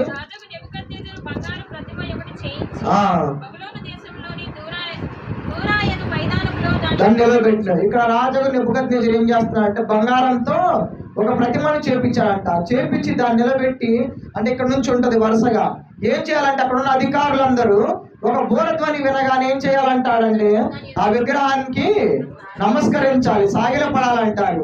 అయితే ఇంకా రాజు చెప్పాడు కాబట్టి ఖచ్చితంగా పాటించాల్సిందే, ఖచ్చితంగా ఆ విగ్రహానికి నమస్కరించాల్సిందే. కానీ ఎవరు నమస్కరించలేదు కూడా మనకి ఇక్కడ కనపడతా ఉండిద్ది. కింద చూసుకున్నట్లయితే 11వ వచనం నుంచి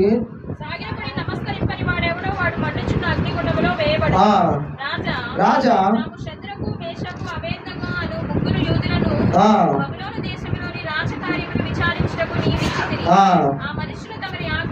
లక్ష్య పెట్టలేదు. అంటే ఏంటంటే రాజు యొక్క ఆజ్ఞ లక్ష్య పెట్టలేదు. అంటే ఏంటి? ఆ విగ్రహానికి సాగిలపడటానికి వాళ్ళు ఒప్పుకోలేదు, ఇష్టపడలేదు. ఎందుకు? వారి యొక్క దేవుడు సజీవుడై ఉన్నాడు. ఆ విగ్రహానికి మొక్కటం అనవసరం, వ్యర్థమే కదా. అందుకనే వాళ్ళు ఆ విగ్రహానికి మొక్కలేదు. అయితే వాళ్ళకు ఒక పనిష్మెంట్. ఏం పనిష్మెంట్? ఇందాక మనం చూసుకున్నాం, మండుచున్న అగ్నిలో వేయబడతారు ఎవరు? ఆ విగ్రహానికి మొక్కని వాళ్ళు. అయితే ఏం చేస్తాడు రాజు? ఇంకా బాగా కోపం వచ్చి ఏం చేస్తాడంటే ఆ యొక్క అగ్నిగుండం యొక్క వేడిమిని 7 అంతలు చేస్తాడు. అవునా కదా? కింద మనం చదివితే ఉంటది. ఆ యొక్క అగ్నిని 7 అంతలు చేసి శత్రుఘ్న మేషక అబేద్నెగోల్ని దాంట్లో పడవేస్తాడు. పడవేస్తే ఏమైంది? వాళ్ళు చచ్చిపోతారా? ఖాళీ లేదు. ఏమైంది? రాజుగారు చూస్తూ ఉంటారు. చూస్తూ ఉంటే ఎంతమంది కనపడతారు? అగ్నిగుండంలో 4 కనపడతారు. ఆ యొక్క అగ్ని కూడా ఆ ముగ్గురిని ఏం చేయలేకపోయిందండి. అదే వాళ్ళు పడవేసేటప్పుడు పడవేసే వాళ్ళని కూడా అగ్ని దహించి వేసింది ఉంటది అక్కడ. కానీ ఈ ముగ్గురిని మాత్రం ఏం చేయలేకపోయింది. అయితే రాజుగారు ఏం చేస్తారు, వాళ్ళని బయటికి పిలిపించి ఒక ప్రకటన చేస్తాడు. ఏం ప్రకటన చేస్తాడో చూడండి, 25వ వచనం చూడండి. అందుకు రాజు చూచున్నాను, ఏమీ కలగలేదు. వారికి ప్రత్యుత్తరం ఇచ్చెను. అంతటా నెబుకద్నెజరు వచ్చి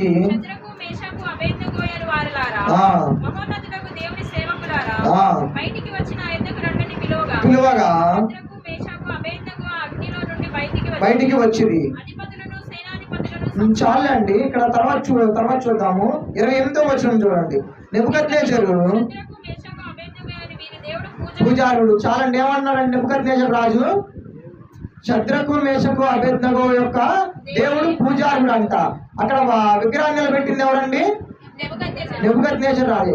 ఒక విగ్రహాన్ని నిలబెట్టి ఆ యొక్క విగ్రహానికి మీరు ఖచ్చితంగా సాగిలపడాలని చెప్పిన రాజు ఇక్కడ ఏమంటున్నాడు? మీ యొక్క దేవుడు పూజారుడు. అటువంటిప్పుడు విగ్రహారాధన వైపు తిరగాల్సిన అవసరం మనకేంటండి?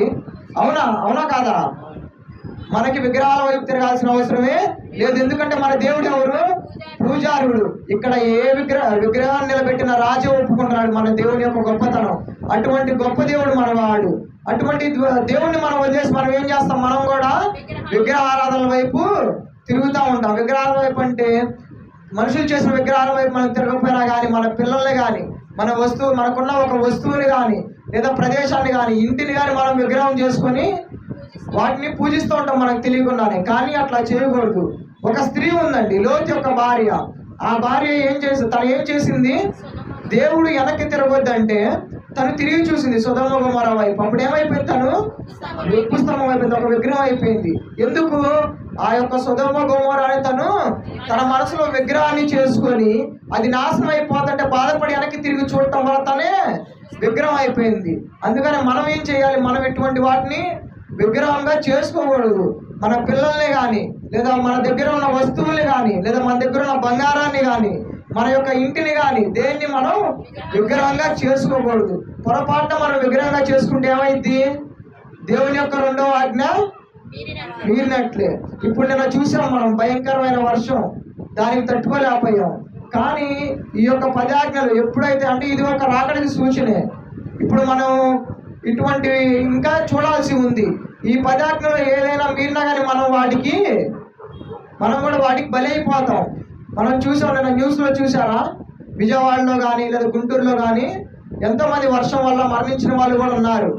న్యూస్లో కూడా వేశారు. మనం వాళ్ళ లెక్కలో లేవు. ఎందుకంటే దేవుని యొక్క ప్రేమ మన మీద ఉంది. ఎప్పుడైతే నువ్వు ఈ యొక్క ఆజ్ఞల్ని మీరావో దేవుని యొక్క ఉగ్రత ఖచ్చితంగా చూడాల్సిందే. ఆ ఉగ్రతకి మనం లోనవ్వకుండా ఉండటమే మంచిది. కాబట్టి ఏం చేద్దామంటే మనం ఈ యొక్క 10 ఆజ్ఞల్ని ఖచ్చితంగా పాటిద్దాం. మొదటి ఆజ్ఞ ఏంటండి? నీ దేవుడైన యెహోవాను నేనే, వేరొక దేవుడు లేడు. 2వ ఆజ్ఞ ఏంటండి? ఏలేందే కానీ విగ్రహము చేసుకోకూడదు. మనం కూడా ఏంటంటే అండి, విగ్రహం చేసుకోకూడదు, వాటిని పూజింపకూడదు. కాబట్టి ఏం చేద్దామంటే మనం కూడా ఈ రోజు మన మనసులో ఏ అయితే విగ్రహాలు ఉన్నాయో వాటన్నిటిని తీసివేసి ఈ రోజు ప్రార్థన చేద్దాం. ఒకవేళ నీ కుమారుడు నీకు విగ్రహంగా ఉన్నాడా, అది ఈ రోజు తీసివేసుకో. లేదా నీ కుమార్తె నీకు విగ్రహంగా ఉంటే దాన్ని తీసివేసుకోండి. లేదా నీ ఇంట్లో ఉన్న బంగారం నీకు విగ్రహంగా ఉందా, దాన్ని తీసివేసుకొని నువ్వు దేవునికి నీ మనసులో చోటు. ఖచ్చితంగా దేవుడు నిన్ను మారుస్తాడు.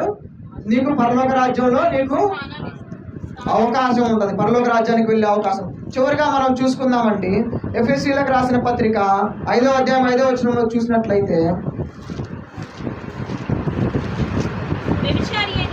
చదవండి. వ్యభిచారి అయినను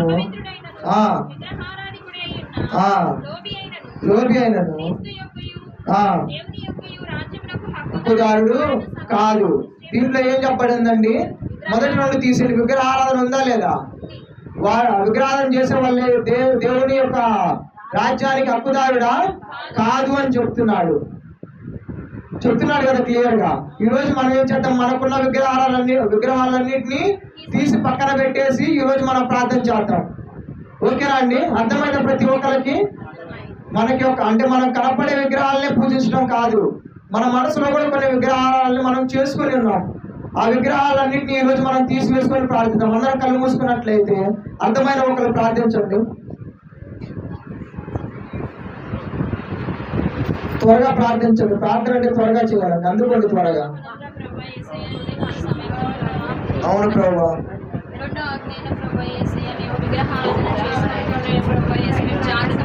సహాయం చేయండి. అవును ప్రభు. విగ్రహారాధన అంటే కేవలం విగ్రహాలకు పూజించటమే కాదు ప్రభు, మనసులో తండ్రి నీకంటే ఎక్కువగా ఉంటానే స్థానం ఇచ్చినా కానీ తండ్రి తన విగ్రహం చేసుకున్నట్లే ప్రభు. అవును ప్రభు, అవును ప్రభు, నీ యొక్క ఆజ్ఞలకు భయపడేలా సహాయం దయచేయండి ప్రభు. అవును ప్రభు, చేయండి ప్రభు. అవును ప్రభు, అవును ప్రభు, అవును ప్రభు, అవును ప్రభు. అటువంటి రాజుతో నోటితోనే తండ్రి పూజారుడు నిరూపించుకున్నావు ప్రభు. అవును ప్రభు, అవును ప్రభు, చేయండి ప్రభు. మా మనసులో కేవలం నీకే తండ్రి స్థానం ఇచ్చేలా చేయండి ప్రభు.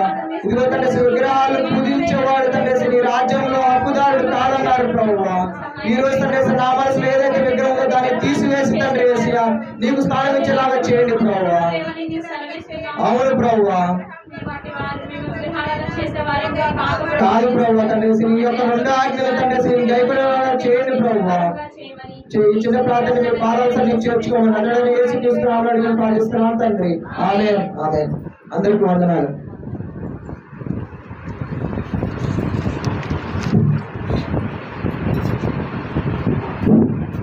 మంచి వర్తమానం అందరికి వందనాలు తెలియజేసుకుంటున్నాను. మనం ఈ దినాల్లో ఏం చేస్తూ ఉంటామండి, విగ్రహం ప్రతిదీ ఏదైనా సరే మన విగ్రహారాధన చేసుకున్న వాటికి పూజిస్తామంటాం. ఆజ్ఞ రెండో ఆజ్ఞగా మంచి వర్తమానాన్ని ఇచ్చిన మన యశ్వంత్ గారికి వందనాలు తెలియజేసుకుంటున్నాను. అలాగే మన మధ్యలో వజ్రా శాస్త్రి గారు ఉన్నారు, వచ్చి వర్తమానం అందిస్తారు.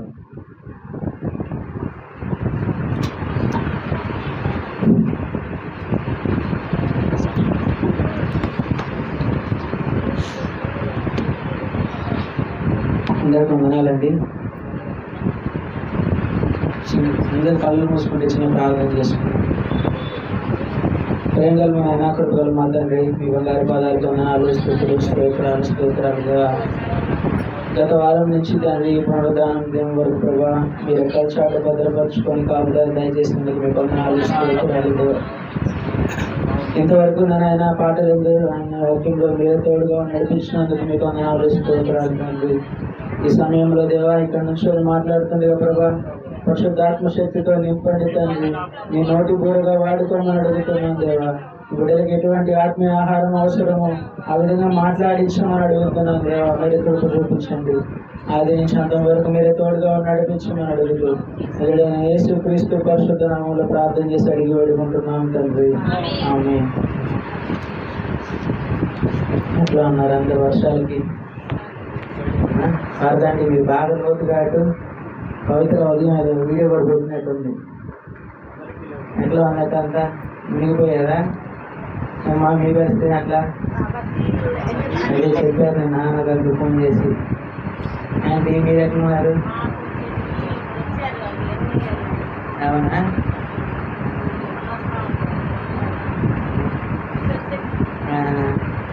మా గోడూరు అంతా కూడా మునిగిపోయింది. పొలాలన్నీ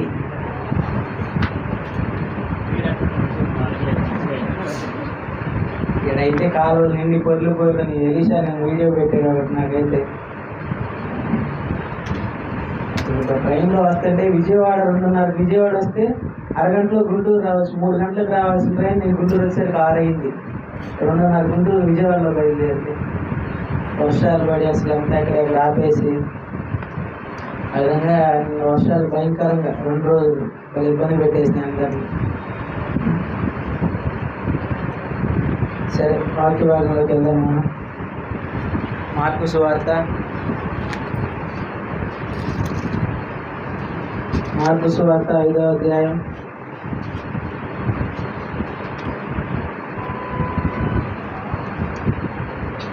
ఈ లోకంలో నశించిపోతున్న వారికి, ఈ లోకంలో పడిపోతున్న వారికి మీరు నాకు కావాలి అని చెప్పి యేసు ప్రభు వారు పిలుస్తున్నారు. చూడండి 5వ అధ్యాయం 1వ వచనం నుంచి.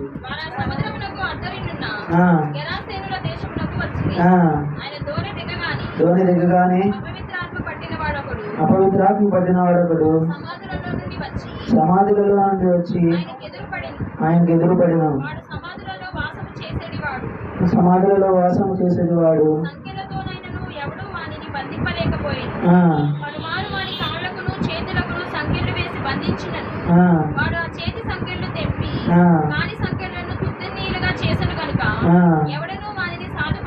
సాధుపరచలేకపోయాను. చాలు. చూడండి ఇక్కడ ఏం చేశారంటే అక్కడ ఉన్నాడంట.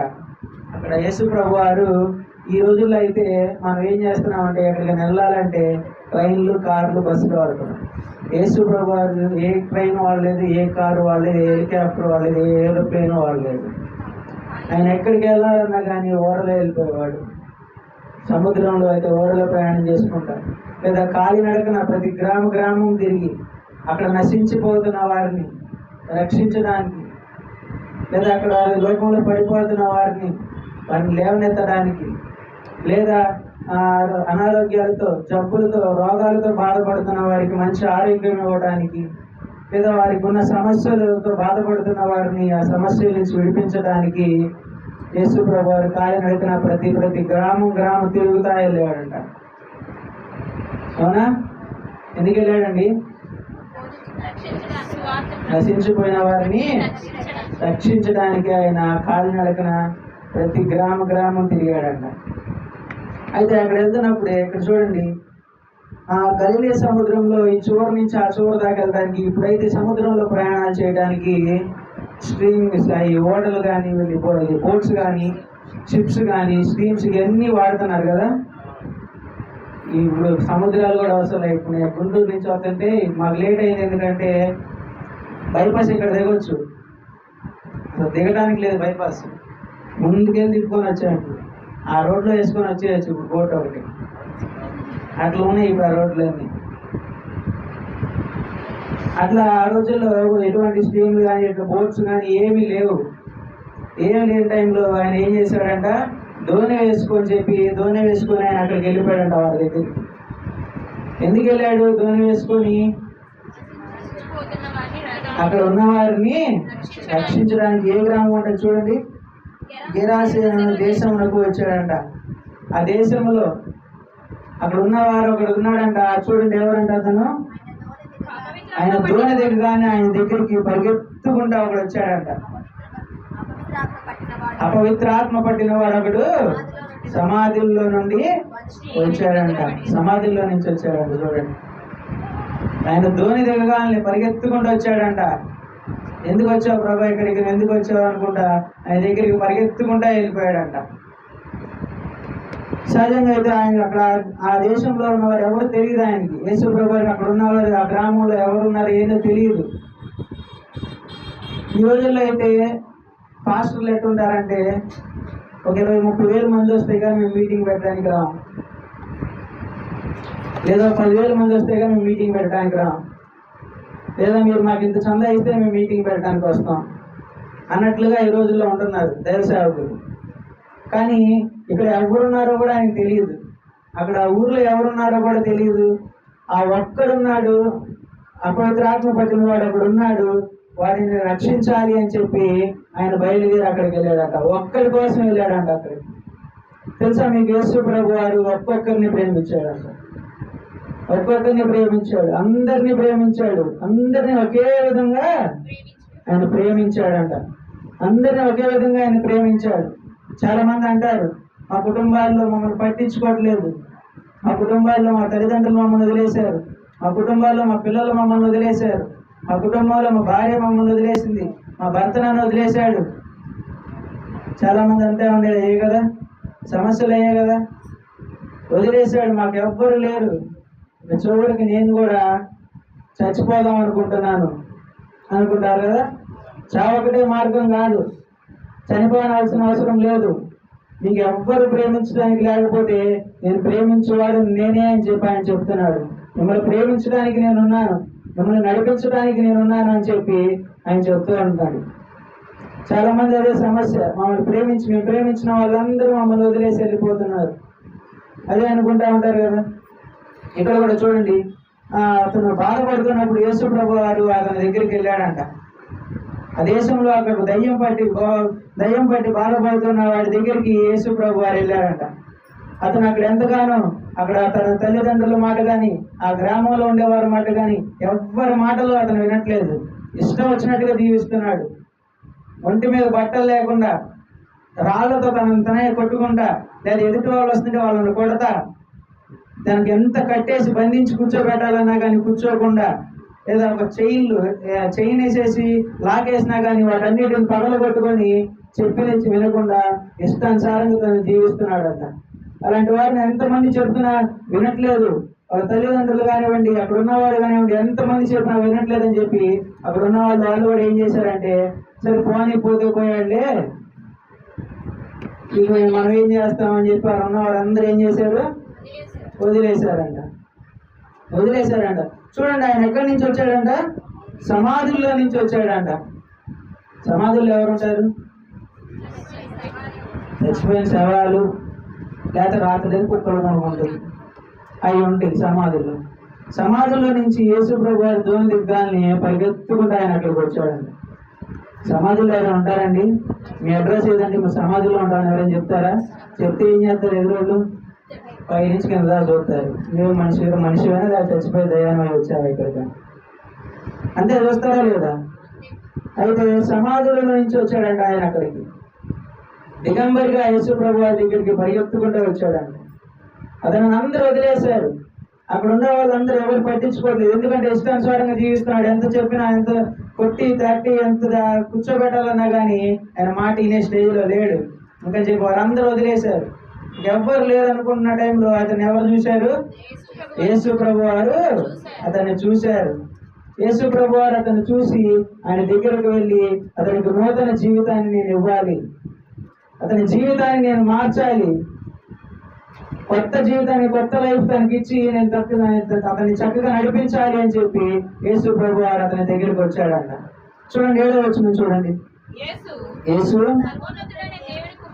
సర్వోన్నతుడైన దేవుని కుమారుడా, నాతో నీకేమి, నాతో బాధపరచుకోమని దేవుని పేరిట నీకు ఆనబెట్టుచున్నానని బిగ్గరగా కేకలు వేశాడంట. చూడండి ఏం చేశాడు అతను అక్కడ?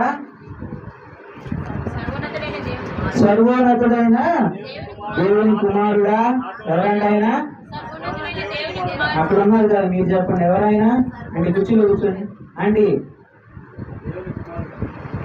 కూర్చుంటారు, మళ్ళీ తర్వాత కాళ్ళు ఎక్కువ.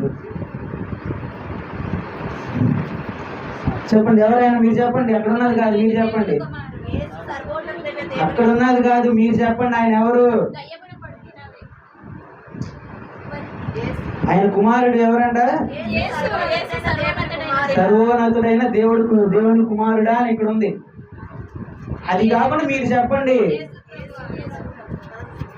పిల్లల్ని అడిగినా చెప్తారు యేసు ప్రభు గారు. చెప్పండి. నశించిపోయిన వారిని రక్షించడానికి వచ్చాడు. ఇంకా ఈ లోకంలో ఉన్న వారిని ఆయన రక్షించడానికి వచ్చాడు. ఈ లోకంలో ఉన్న వారిని అందరినీ రక్షించడానికి వచ్చాడు ఆయన. నిన్ను నన్ను రక్షించడానికి కాదు, ఈ లోకంలో నశించిపోతున్న అందరినీ రక్షించడానికి వచ్చాడు. ఇంకా చెప్పండి. భారాలన్నీ మోయడానికి వచ్చాడు. ఇంకా చాలా బాగా తెలుసండి మనకి మాత్రం దేవుడి గురించి కదా. మనం ఆరాధిస్తున్న దేవుడి గురించి మనం చెప్పలేకపోతున్నాం అంటే ఏ స్థితిలో మనం ఉన్నామో అర్థం చేసుకోవాలి. మనం ఆరాధించే దేవుని గురించి కూడా మనం చెప్పలేకపోతున్నాం.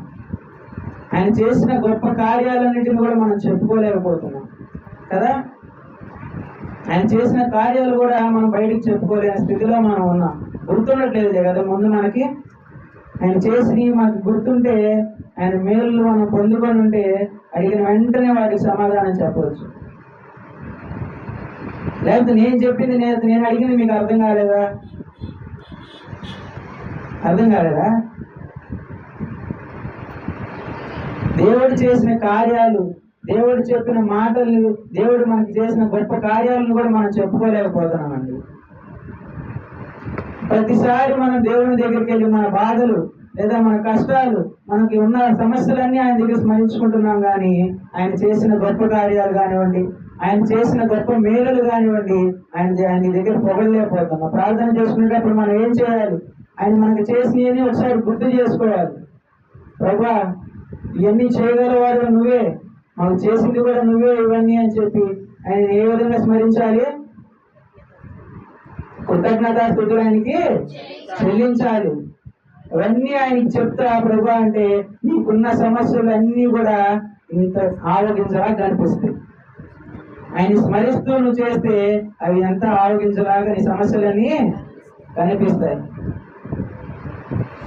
మమ్మల్ని ప్రేమించేవారు ఎవ్వరు లేరు ఇక్కడ అని అనుకుంటారు. మాకు ఆరోగ్యం ఏముంటది, మీకు జబ్బులు వస్తే ఏమని చెప్పాడు ఆయన? మిమ్మల్ని స్వస్థపరిచే యెహోవాను నేనే అన్నాడు. ఇక్కడ మమ్మల్ని ప్రేమించే వాళ్ళు ఎవ్వరు లేరు అనుకుంటారు. మిమ్మల్ని ప్రేమించేవాడు నేనే, మీరు చేయి పట్టుకొని నడిపించేవాడును నేనే అని చెప్పి ఆయన చెప్తున్నాడు. అవునా కదా? దేవుని సంఘంలో ఉన్నప్పుడు, దేవుని మార్గంలో ఉన్నప్పుడు, దేవుని నిజంగా ఆరాధిస్తున్నప్పుడు సాతాను మన మీద పనిచేయదు. సాతాను మన మీద పనిచేయదు. నిజంగా దేవుని పనిలో మనం ఉన్నామంటే, దేవుని సన్నిధిలో మనం ప్రతి దినం వస్తున్నాం, దేవుని సన్నిధిలో ఆరాధిస్తున్నాం, నిజంగా దేవుడు చేసిన కార్యాలన్నీ మనం తలుచుకుంటున్నాం అన్నప్పుడు మన దగ్గరికి సాతాను రాదు. ఎప్పుడైతే మన సంఘానికి కరెక్ట్ గా లేకుండా, మన సంఘ పనుల్లో మనం కరెక్ట్ గా లేకున్నప్పుడు, లేదా మన సంఘంలో కూర్చొని సరిగ్గా వాక్యం అనుకున్న మన ధ్యాస ఎక్కడో ఉన్నప్పుడు, లేదా మన సంఘంలో కూర్చొని మన పక్కన వాక్యం చెప్తుంటే ఇద్దరు ముగ్గురు స్నేహితులు పక్కన కూర్చొని ముచ్చట్లు ఆడుకుంటున్నప్పుడు, సంఘంలో భార్య భర్తలు కూడా పక్కన కూర్చోకూడదు కదా. సంఘంలో భార్య భర్తలు పక్కన కూర్చున్నారంటే భర్త అడుగుతాడు, ఇంటికి నాకు ఏం కూడా చేస్తావు అని. అవునా? నువ్వేం తెచ్చావు నేను చేయడానికి అంటదా? అవునా కాదు చెప్పండి? కూర్చోకూడదు. ఆ విధంగా మాటలు లేకుండా, లేదా స్నేహితులు అయితే అరే నేను నా ఫోన్ చూసుకుంటున్నాను, ఎక్కడ అట్లా హాట్స్పాట్ అని చేయాలి కొంచెం కదా. లేకపోతే చూపించాడు, చూడరా మన గుంటూరులో ఇట్లా వర్షం ఎట్లా వచ్చిందంట, ఇదంతా మునిగిపోయినాయి అంట అనేవన్నీ మనం చూసుకుంటా, మక్కనున్న వాటితో గొలుసుకుంటా, మాట్లాడుకుంటా, నసుకుంటా అట్లా ఉంటాం కదా.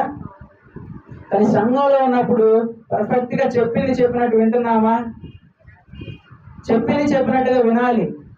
నువ్వు దేవుడి మాటలు చెప్పినట్టు నీ చెవులకు ఆలోచించి, నువ్వు చెవుల్లో వింటూ నీ చెవులను పండి అనుకో, ఆ వాక్యానుసారంగా నువ్వు నడుచుకున్నప్పుడు సాతాను నీతో ఉండదు. అట్లా కాకుండా నువ్వు సంఘంలోకి వచ్చిన తర్వాత గుసగుసలాడుకుంటా, నొసుగుతా, ఎట్లా పడితే అట్లా పక్కన వాళ్ళతో మాట్లాడుతూ ఉంటే సాతాను నీతోనే సహవాసం చేస్తా నీ పక్కనే కూర్చొని ఉంటది. ఎక్కడ ఉంటదండి సాతాను? మన పక్కనే ఉంటది. ఇక్కడ యవనస్తుని కూడా సాతాను పట్టుకొని పీడిస్తుంది. సాతాను చేతిలో పడిపోయాడు. చూడండి 5వ వచనం చూడండి. వాడు ఎల్లప్పుడూ రాత్రి పగళ్ళు సమాధులలోను కొండలలోను కేకలు వేయచ్చు, తను తాను రాళ్లతో గాయపరుచుకుంటున్నాడంట. కేకలు వేస్తున్నాడంట. ఎవరు వేస్తారండి కేకలు? కేకలు వేసేది ఎవరు? జంతువులు కేకలు వేస్తాయి. అవునా? అరిచేది జంతువులు, పెద్ద పెద్దగా అరిచేది. ఈ మధ్య మన ఇళ్ళల్లో కూడా కేకలు ఎందుకు పెడతా ఉంటాయి. మరి మన ఇంట్లో జంతువులు ఏమైనా ఉంటున్నాయా? అయితే మనమే జంతువులమా? మనమే జంతువులు అంటే మా భూమి చెప్పింది. మన ఇళ్ళల్లో కేకలు వినిపిస్తున్నాయి, పెద్ద పెద్దగా అరుచుకుంటా కేకలు వినిపిస్తున్నాయి అంటే మనం కూడా జంతువులు అనేక అర్థం ఈ లెక్కన. కేకలు వేసేది జంతువులు కదా. మనుషులైతే చక్కగా కూర్చోని మాట్లాడుకొని చిన్న చిన్నగా మాట్లాడుకొని చిన్న చిన్నగా చెప్పుకోవాలి. కానీ గైన కేకలు వేసేది ఏదంట జంతువులు. ఇంకా పోతే ఆ గొడవ పెద్దదైతే కేకలు పోయి ఏమవుతాయి, ఇంకా బూతులు వస్తాయి కదా. బూతులు మాట్లాడొద్దు అని చెప్తున్నాడు. నువ్వు ఒక్కసారి దేవుని బిడ్డగా ఆయన రక్తంలో కడగబడిన తర్వాత ఆయన ప్రతి దినాన నువ్వు దేవుడి సన్నిధిలో కరెక్ట్ గా నడుచుకుంటున్నావు, నువ్వు దేవుడి బిడ్డవు అయ్యావు అనుకున్నప్పుడు ఇవన్నీ కూడా నీ నోటికి రాకూడదు. చూడండి, అది కూడా ఒకసారి ఎఫెసీయులకు రాసిన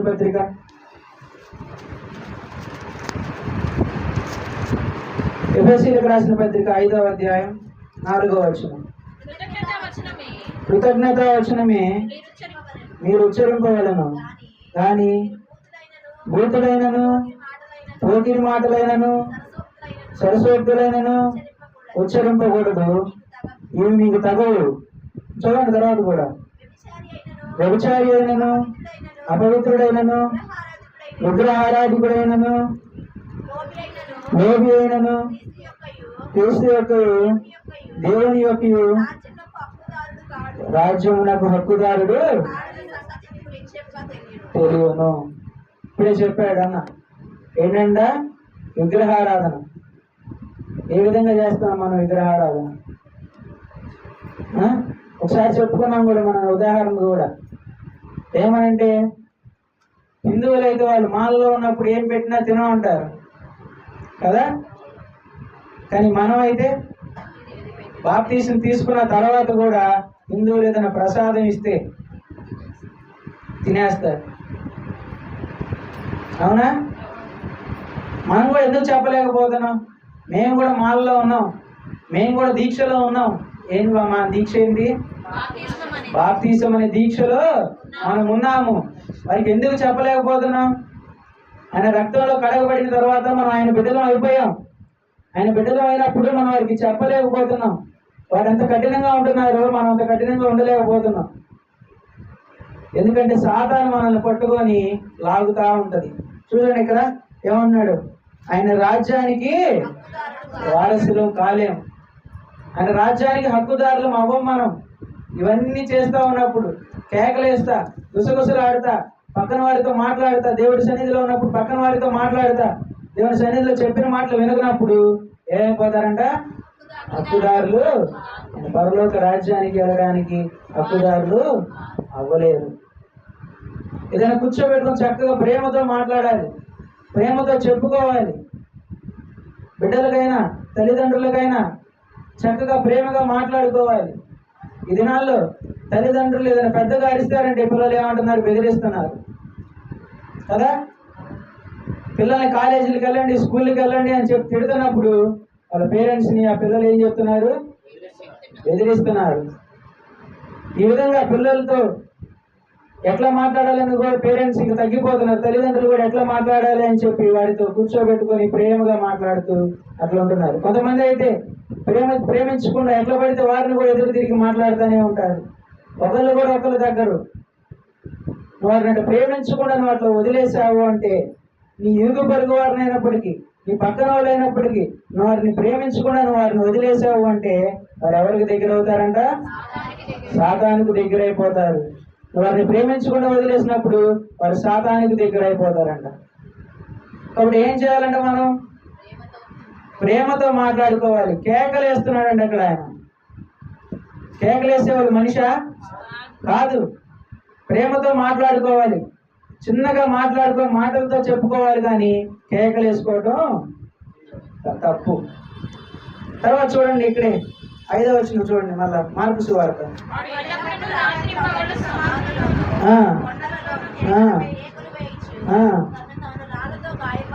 రాళ్లతో గాయపరుచుకుంటున్నాడంట. ఏంటితో? రాళ్లతో కొట్టుకుంటున్నాడంట. దేవుడిచ్చిన శరీరాన్ని, దేవుడిచ్చిన మన శరీరం మనది కాదు కదా, మనది కాదు. దేవుడిచ్చిన శరీరాన్ని రాళ్లతో కొట్టుకుంటున్నాడు. ఈ రోజుల్లో కూడా చాలా మంది ఎట్లా ఉన్నారంటే సిగరెట్లు, మందు ప్యాకెట్లు తింటా అనేక రకమైన వ్యసనాలకు అలవాటు అయిపోయి అనేక రకమైన వ్యసనాలకు బానిసలైపోయి వాళ్ళ శరీరాన్ని వాళ్ళు పాడు చేసుకుంటున్నారు. వారి శరీరాన్ని వాళ్ళు పాడు చేసుకుంటున్నారు. అది దేవుడు ఇచ్చింది అనేది మర్చిపోతున్నారు. అది వాళ్ళది కాదన్న విషయం వాళ్ళు మర్చిపోతున్నారు. అవన్నిటికీ, ఆ వ్యసనాలన్నిటికీ బానిసలయ్యి వారి ఒంటిలో ఉన్న అవయవాలన్నిటినీ పాడు చేసుకుంటున్నారు. నీ శరీరం నీ సొత్తు కాదు, విలువబెట్టి కొనవబడిన వారు కనుక మన దేహంతో మనం ఎవరిని ఆరాధించాలి? దేవుని మహిమపరిచే వారిలాగా మనం ఉండాలి. ఉంటున్నామా మరి? లేదు. చూడండి, ఇక్కడ రాళ్ళతో కొట్టుకున్నాడు అంటండి. రాళ్ళతో కొట్టుకున్నాడు. అది దేవుడిచ్చిన శరీరాన్ని ఏం చేసుకుంటున్నాడు? అక్కడ గాయపరుచుకుంటున్నాడు. అలాగే చాలా మంది మనం కూడా ఏం చేస్తున్నామంటే దేవుడిచ్చిన శరీరాన్ని మనం ఇలాంటి వ్యసనాలకు అలవాటు పడి మన శరీరాన్ని మనం పాడు చేసుకుంటున్నాం. తర్వాత చూడండి, అది కాదు, 7వ వచనం చూడండి. సర్వోన్నతుడైన దేవుని కుమారుడా, నాతో నీకేమి? నన్ను బాధపరచుకోమని నిన్ను ఆనబెట్టుచున్నానని బిగ్గరగా కేకలు వేశాను. నాతో నీకేం పని? ఏమంటున్నాడంట? నాతో నీకేం పని? మాతో ఆయనకి పని ఉంటుందా? ఏమండి, మాతో దేవుడికి పని ఉంటుందా? అంటే మనం ఆయన సహాయం చేయగలిగినంత తోళమా? నాతో నీకేం పని అని ఏమంటున్నాడంటే అక్కడ, నాకు నీతోనే పని. నువ్వు నాకు కావాలి, నువ్వు నాకు కావాలి. నేను ఏర్పరచుకున్నాను. నీ తల్లి గర్భంలో రూపింపక మునిపే నిన్ను ఎరిగి ఉన్నాను. నీ పట్ల ఒక ప్రత్యేక ప్రణాళికను కలిగి ఉన్నాను. కాబట్టి నువ్వు నాకు కావాలి. ఆ విధంగా యేసు ప్రభు వారు మనల్ని కూడా పిలుస్తున్నారు. ఏమనంటే, మీరు నాకు కావాలి. కానీ మనం ఏమంటున్నాం? నాతో నీకేం పని? నా ఇష్టం వచ్చినట్టుగా నేను ఉంటా, నేను రాను ఆయన పిలుస్తున్నాడు. మీరు నాకు కావాలి, మీరు మీ సొత్తు కారు, మీరు మీ తల్లి గర్భంలో రూపింపక మునిపే నేను మిమ్మల్ని ఎరిగి ఉన్నాను, మీ పట్ల ఒక ప్రణాళిక కలిగి నేను ఉన్నాను అని చెప్పి ఆయన పిలుస్తున్నాడు. ఏ విధంగా అయితే ఇక్కడ యవనస్తుని పిలిచాడు, నాకు కావాలి అని చెప్పి పిలిచాడు, అలానే యేసు ప్రభు వారు మనల్ని కూడా పిలుస్తున్నాడు. ఆయన ఇక్కడ లేకపోవచ్చు, లేడేమో అనుకుంటున్నారేమో, మన మధ్యనే ఉంటున్నాడు. మన మధ్యనే ఉన్నాడు అన్న విషయం మర్చిపోతున్నాం. మన మధ్యనే ఉంటున్నాడు. ఈ క్షణమైన ఈ మధ్యాహ్న కాల సమయంలో మనం అడిగినప్పుడు, ఆయన వైపు చూసినప్పుడు, మన హృదయాల్లో ఆయన చేర్చుకున్నప్పుడు, మనం దయ్యాలతో సహవాసం కాదు, ఎవరితో సహవాసం చేయాలంట? దేవునితో సహవాసం చేసినప్పుడు ఆయన మనల్ని గొప్పగా చేస్తాడు, గొప్పగా నిలబెట్టగలుగుతాడు. కానీ మనం మన దేవుడు చేసిన గొప్ప కార్యాలే చెప్పుకోలేకపోతున్న స్థితిలో ఉన్నాం. మనం ఇంకేం చేస్తాడు దేవుడు మనల్ని? దేవుడు చేసిన గొప్ప కార్యాలు కూడా, దేవుడు ఘనతను కూడా మనం బయటకు చెప్పుకోలేకపోతున్నాం. తల్లిదండ్రులు ఒక సమాజంలో బతకాలంటే తల్లిదండ్రులు ఎంత గొప్ప వాళ్ళని చెప్పుకుంటే ఆ సమాజంలో ఒక విలువ ఉంటుంది. అవునా? తల్లిదండ్రులు ఎట్లాంటి వాళ్ళని చెప్పుకున్న దాన్ని బట్టి ఒక సమాజంలో విలువ ఉంటుంది. ఇది నేను ఇక్కడ నుంచున్నానంటే మా తాతయ్య చేసిన సేవను బట్టి విలువ ఉంది. ఆయన చేసిన గొప్ప కార్యం, గొప్ప పని, గొప్ప సేవను బట్టి ఇది ఇక్కడ నుంచొని నేను మాట్లాడగలుగుతున్నాను. దాన్ని మనం గుర్తించాలి. యేసు ప్రభు వారు మనకు చేసిన కార్యాలన్నిటిని మనం గుర్తించి యేసు ప్రభు వారి దగ్గర స్మరించినప్పుడు మనకున్న సమస్య ఎట్లా కనిపించిందంట? ఆవగించంతగా మన సమస్య కనిపించింది. కాబట్టి ఆయన స్మరించుకునేటప్పుడు మనం ఆయన చేసిన కార్యాలన్నిటినీ, ఆ కృతజ్ఞతా స్థుతులన్నిటినీ ఆయనకి చెల్లించే వారిలాగా మనం ఉండాలి. కాబట్టి మధ్యాహ్న కాల సమయంలో ఆయన యేసు ప్రభు వారు మనల్ని పిలుస్తున్నాడు, మన మధ్యలోనే ఉన్నాడు, మనల్ని కావాలి అని అడుగుతున్నాడు. మరి మనం ఆయనకు అప్పగిద్దామా? ప్రార్థన చేసుకుందాం. అందరం కళ్ళు మూసుకొని తల వంచితే ప్రార్థన చేసుకుందాం. ప్రేమగలమైన కృపగల మా తండ్రి, మీ బంగారు పాదాలు వందనాలు, స్తోత్రాలు తండ్రి. దేవాయి మధ్యాహ్న కాల సమయంలో తండ్రి సూటిగా మాతో మాట్లాడిన విధానాన్ని బట్టి మీకు వందనాలు, స్తోత్రాలు తండ్రి. మీరు మమ్మల్ని ఎంతగానో కావాలి, మీరు మీ సొత్తు కాదు, మీరు మా సొత్తు అని చెప్పి మీరు పిలిచినప్పటికీ మా ఇష్టానుసారంగా మా శరీరాన్ని మేము గాయపరుచుకుంటున్నాం దేవా. నాయన మా ఇష్టానుసారంగా ఈ లోకంలో జీవిస్తున్నాం ప్రభా, మమ్మల్ని క్షమించండి అయ్యా. ఈ మమ్మల్ని రమ్మని పిలుస్తున్నప్పటికీ మా హృదయంలో మిమ్మల్ని చేర్చుకోలేకపోతున్నాం తండ్రి. ఈ హృదయాల్లో ప్రభా ఈ లోకంలో సంబంధించిన చెడు వాటన్నిటిని మా హృదయంలో నింపుకొని ఉంచాం కానీ ప్రభా మీకు స్థానం ఇవ్వలేకపోతున్నాం దేవా. మమ్మల్ని క్షమించండి అయ్యా. దేవా నీ వైపు చూసి నిన్ను అడిగినప్పుడు ప్రభా నిన్ను స్మరించుకునేటప్పుడు నువ్వు చేసిన కార్యాలన్నిటిని మేము ఎప్పుడైతే చెప్పుకోగలుగుతామో అప్పుడు మా సమస్యలన్నిటికీ మీ పరిష్కారం ఉంటుంది ప్రభా. ఆ సమస్యలన్నీ ఒక ఆవగించలాగా కనిపిస్తాయి ప్రభా. నారాయణ మీరు చేసిన గొప్ప కార్యాలు బట్టి మేమేమిచ్చి మీరు తీర్చుకోగలుగుతాండి నారాయణ. మధ్యాహ్న కాల సమయంలో దేవా నారాయణ ఇక్కడ కూడిన ప్రతి ఒక్క బిడ్డ కూడా ప్రభా చెప్పబడిన వాక్యాన్ని వారి హృదయాల్లో ఉంచుకొని వాక్యానుసారంగా వారి జీవితాన్ని జీవించేలాగా మీరు కృప చూపించి భద్రపరచమని అడుగుతున్నాను తండ్రి. మధ్యాహ్న కాల సమయంలో ఇక్కడ కూడిన ప్రతి ఒక్క బిడ్డని పేరు పేరును దీవించి ఆశీర్వదించమని అడుగుతున్నాను దేవా. వారు ఏ ఉద్దేశాలతో అయితే ఇక్కడికి వచ్చున్నారు వారి ఉద్దేశాలన్నీ సఫలపరచమని అడుగుతున్నాను దేవా. నాయన ఇంకా రాలేనటువంటి బిడ్డని దేవా మీ చిత్తం అయితే మరొకసారి మేమంతా ఇక్కడ కలుసుకొని నేను గుర్తించి ఆరాధించడానికి మీరు కృప చూపించి భద్రపరచమని అడుగుతున్నాను దేవా. మధ్యాహ్న కాల సమయంలో వచ్చిన మాటలు మీ సన్నిధిలో చేర్చుకోమని అడుగుతూ అదే నేను యేసుక్రీస్తు పరిశుద్ధ నామములో ప్రార్థన చేసి అడిగి పెట్టుకుంటున్నాం తండ్రి. ఆమేన్ ఆమేన్. వందనాలు.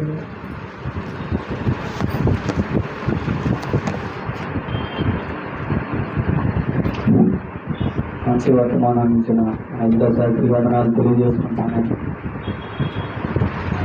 దేవుడు చేసిన కార్యాలు మనం వేళలో లెక్క పెట్టలేమండి, కాబట్టి మనం చెప్పలేకపోయాం. కనుక దేవుడు ఎన్ని మేలు చేశారో మనకి ప్రతిదీ విషయంలో కూడా ప్రతిదీ కూడా ఆయన చేసింది మనం వేళలో లెక్క చెప్పలేము కాబట్టి మనం అడిగినప్పుడు సమాధానం చెప్పలేకపోయాం. కాబట్టి దేవుని గుణాలు ఏం చేయాలంటే మనం కూడా దేవుని గుర్తిరిగి జీవించే వరకు నీవు నేను ఉండాలి. మంచి వర్తమానం అందించిన మన ఎదురా శాస్త్రి వందనాలు తెలియజేసుకున్నాను. అలాగే మన మధ్యలో అన్నగారు ఉన్నారు, దావిద అన్నగారు ఉన్నారు, వచ్చి వర్తమానం అందిస్తారు.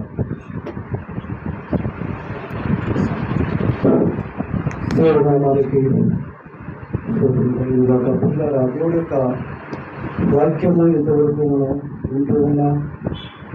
వీళ్ళ వాక్య ప్రకారంగా మనం జీవించాలి. మన జీవితాల్లో ఎంతో వాక్యం వినబడుతూ ఉంది. ఎందుకంటే రాకడ సమయాల్లో ఉన్నాం, భయంకరమైన దినాల్లో ఉన్నాం. మన ముందే ఏమో జరుగుతూ ఉన్నాయి విపత్తులు. ఎందుకంటే ఆయన రాకడికి సూచనలుగా అన్నాడు జలప్రలయము 40 దినాల దాకా మరి ఉందంటే ఆ దినము ఏ విధంగా ఉందో మనం ఒక దినం వస్తేనే ఎంతో విధంగా ఉంది పరిస్థితులు. మరి అదే 2-3 దినాలు వస్తే ఈ పరిస్థితి ఏంటో ఒకసారి ఆలోచించండి. ఎందుకంటే ఆలోచించాలని దేవుడి యొక్క లేఖనాలు తెలియజేస్తుంది. ఎందుకంటే ఆ దినము ఎప్పుడు వస్తుందో, ఆ గడి ఎప్పుడు వస్తుందో మనకి తెలియదు. కాబట్టి మనము జాగ్రత్త పడి ఉండాలి. అందుకోసం రేపు దినం మనది కాదు. ఈ దినం మనకి దేవుడు ఆయన కృప, ఆయన ప్రేమను బట్టి మనల్ని సజీవ లెక్కల్లో ఉన్నామంటే అదంతా దేవుడి కృప ఉంది. ఆ కృపను మనం తృణీకరించే వారిగా ఉండకూడదు. మనం జాగ్రత్త పడుతూ దేవుడి యొక్క వాక్యములు నేను ఏ విధంగా ఉన్నాను, దేవుడి యొక్క వాక్యానుసారంగా జీవించగలుగుతున్నానా? నిజంగా ఈ లోకము అశాశ్వతమైనది, ఎన్నికలేనిది. ఏ దినము, ఏ గడియో, ఏ సమయమో మనకి తెలియదు. కాబట్టి మనకి ఇంకా దేవుడు మన యొక్క దినాలు పొడిగిస్తూ ఉన్నాడు. అందులో బట్టి దేవుడికి వందనాలు. ఇలా జరిగిన విషయంలో నేను కూడా చూసినట్లయితే ఇంతవరకు నేను వచ్చాను కానీ ఈ యొక్క వచ్చి 25 సంవత్సరాల దాకా అయింది ఇక్కడ. అలాంటి ఈ పరిస్థితి నేను చూడలే. నేను నల్లపల్లి నుంచి నేను అసలు అక్కడ నుంచి కారులో వచ్చినా కూడా ఎంతో వేగం వచ్చినా కూడా ఇక్కడి నుంచే గంటన్నర పట్టింది. అక్కడి నుంచి అంత స్పీడ్లో వచ్చాము, ఇక్కడ అంతా సమయం పట్టిందంటే మరి భయంకరమైనటువంటి దినాలు. మనం అనుకుంటాము బాగానే ఉన్నాం అనుకుంటాము. ఆ సమయము, ఆ గడియ ఎప్పుడు వస్తుందో మనం జాగ్రత్త పడి దేవుళ్ళు జాగ్రత్తగా ఉండాలని దేవుడు లేఖనాలు హెచ్చరిస్తూ ఉన్నాయి. కాబట్టి మనం ఈ యొక్క మధ్యాహ్న కలిసి కొన్ని మాటలు మనం దేవుడి నుంచి మనం తెలుసుకుందాం. ఎందుకంటే ప్రతిదీ మనం దేవుడి యొక్క లేఖనము చెప్పుచున్నామంటే అది దేవుడి యొక్క లేఖనాలు. ఏంటంటే మన కొరకు రాయించినటువంటి గ్రంథములు ప్రతిదీ మనం ఆలోచించగలగాలి. దేవుడి కోసమే రాయించాడు, దేవుడి కోసమే చెప్పబడుతుంది వాక్యము మన కొరకే. కాబట్టి మనం ప్రతి ఒక్కరము ఆలోచిస్తూ జాగ్రత్తగా మన యొక్క జీవితాన్ని చర్చించుకుంటూ మనం జాగ్రత్తగా మనం దేవుడి సన్నిధానంలో మనం ఎదుగుదాం. పిల్లరా 2 నిమిషాలు ప్రార్థన చేసుకున్నాం. కళ్ళు మూసుకున్నట్టు ప్రార్థన చేసుకున్నాం. పరిశుద్ధుగా మిక్కులుగా ప్రేమిస్తున్నాం. మా ప్రియ పర్వతపు తండ్రి, మీ ఘనమైన ఉన్నతమైన శ్రేష్టమైన నామాన్ని బట్టి మీ బోధనాలు ప్రభావాలు ఇంతవరకునైనా మీ దాసులు అయినా బోధించినటువంటి ప్రకారముగా నా తల్లి మేము జీవించాలా ప్రభావ. మా జీవితంలో ఎన్నాళ్ళ వరకునైనా మేము ఇకను నేను విడిచిపెట్టే వారిగా నా తండ్రి నమ్మకము కలిగి జీవించిన వారిగా ఉంటాం ప్రభావ. నీకు నమ్మకముగా ఉండేవారిగా నాకు దయచేయండి. పరిశుద్ధాత్మ ద్వారా నింపండి నాయన. ఈ యొక్క మధ్యాహ్న చెప్పబట్టి నీ మాటలు నాయన చెప్పాలని ఆశిస్తూ ఈ పరిశుద్ధాత్మ ద్వారా నింపండి. నా తల్లిని విడిచిపెట్టేందుకు ఉన్న ప్రకారంగా జీవించి ఈ యొక్క పర్వత రాజ్యానికి ప్రతి ఒక్కరు వారసులకు సహాయం దయచేయాలని విశ్వసించమని నా ప్రేమ రక్షకుడు యేసుక్రీస్తు నామాన్ని ప్రార్థించుకుంటుంది. ఆమె ప్రియులారా, ప్రకటన గ్రంథం చదువుకుంటే ప్రకటన గ్రంథం 3వ అధ్యాయము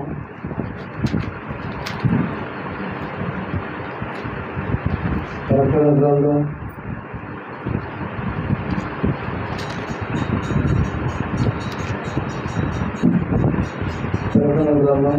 1వ అధ్యాయము 10వ వచనము 12వ చదువుతున్నాం. ప్రభు దినమందు ఆత్మవశుడై ఉండగా గోరధన వంటి గొప్ప స్వరము నీవు చూస్తున్నది పుస్తకంలో రాసి ఎఫెసు, స్మూర్ణ, పెర్గము, థియతైరా, సార్దిస్, ఫిలదెల్ఫియా, లవోదికయ అను 7 సంఘములకు పంపమని చెప్పుట నా వెనుక వీటిని చాలు ఏమంటున్నాడు? ఈ సంఘాలకి 7 సంఘాలకి హెచ్చరించమని దేవుడి యొక్క లేఖనాలు తెలియజేస్తా ఉన్నాయి. ఎందుకంటే 7 సంఘాలు, 7 ఆత్మలు చెప్పు సంగతులు ఏమనగా అన్నాడు. అలాగే చివరి సంఘం గురించి ఆలోచిద్దాం. లవోదికయ సంఘం. చివరి సంఘం ఏంది? లవోదికయ సంఘం. ఈ సంఘము పిల్లరా, ఈ సంఘము ఆ యొక్క ప్రదేశము ఎంతో జ్ఞానముతో ఉన్నారు. దేవుడి యొక్క సంఘము ఏంటంటే అక్కడ ఎక్కువగా వ్యాపారం జరుగుతూ ఉంటుంది. ఆ యొక్క పట్టణంలో వ్యాపారంతో కూడింది, లావాదేవీలకు మంచిగా జరుగుతూ ఉంటాయి. కానీ ఆ పట్టణము ఎవరి మాట వినరు. ఎందుకంటే జ్ఞానవంతులు అదే జ్ఞానవంతులుగా ఉంటారు, తెలివి కలిగి ఉంటారు. ఆ పట్టణం ఒకసారి ఏదో ఒక విపత్తు వచ్చింది. ఏంటంటే ఒక భూకంపం వచ్చిందనుకోండి. భూకంపం వచ్చినప్పుడు వాడు ఆ పట్టణంతో చనిపోయిన కూడా వారు సహాయం చేస్తూ ఉంటారు. ఇక్కడ మనం కూడా ఏదైనా విపత్తు వచ్చినప్పుడు ఎవరు తోటి దేశము కానీ మన పక్కన ఉన్న రాష్ట్రము కానీ మనకి సహాయపడుతూ ఉంటుంది. కానీ అలా జరిగినప్పుడు ఆ యొక్క దేశం ఏమన్నా, ఆ యొక్క ప్రదేశం ఏమన్నంటే మాకేం సహాయం చేయని అవసరం లేదు, మరలా మేము కట్టుకోగలుగుతాము, సాధించగలుగుతాము, చేసుకోగలుగుతాము, మా పట్టణాన్ని మేము కట్టుకోగలుగుతామని వారికి నిరీక్షణ కలిగి ఉన్నటువంటి ఆ యొక్క ప్రదేశము, ఆ యొక్క సంఘము, అలాంటి జ్ఞానం కలిగినటువంటి సంఘము దేవుడి దృష్టిలో ఏ విధంగా ఉన్నదో ఒకసారి ఆలోచిద్దాం పిల్లరా.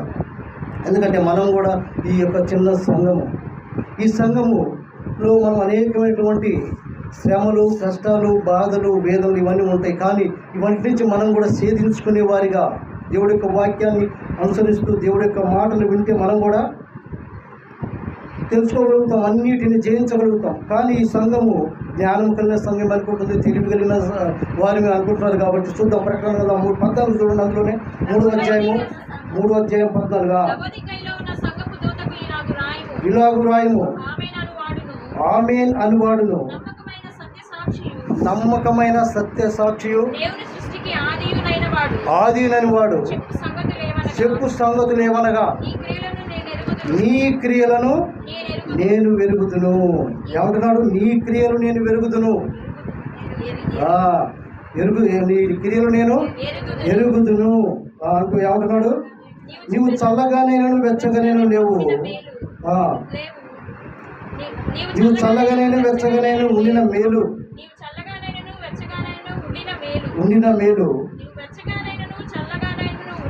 ఉండక నిన్ను వెచ్చగా ఉన్నావు కనుక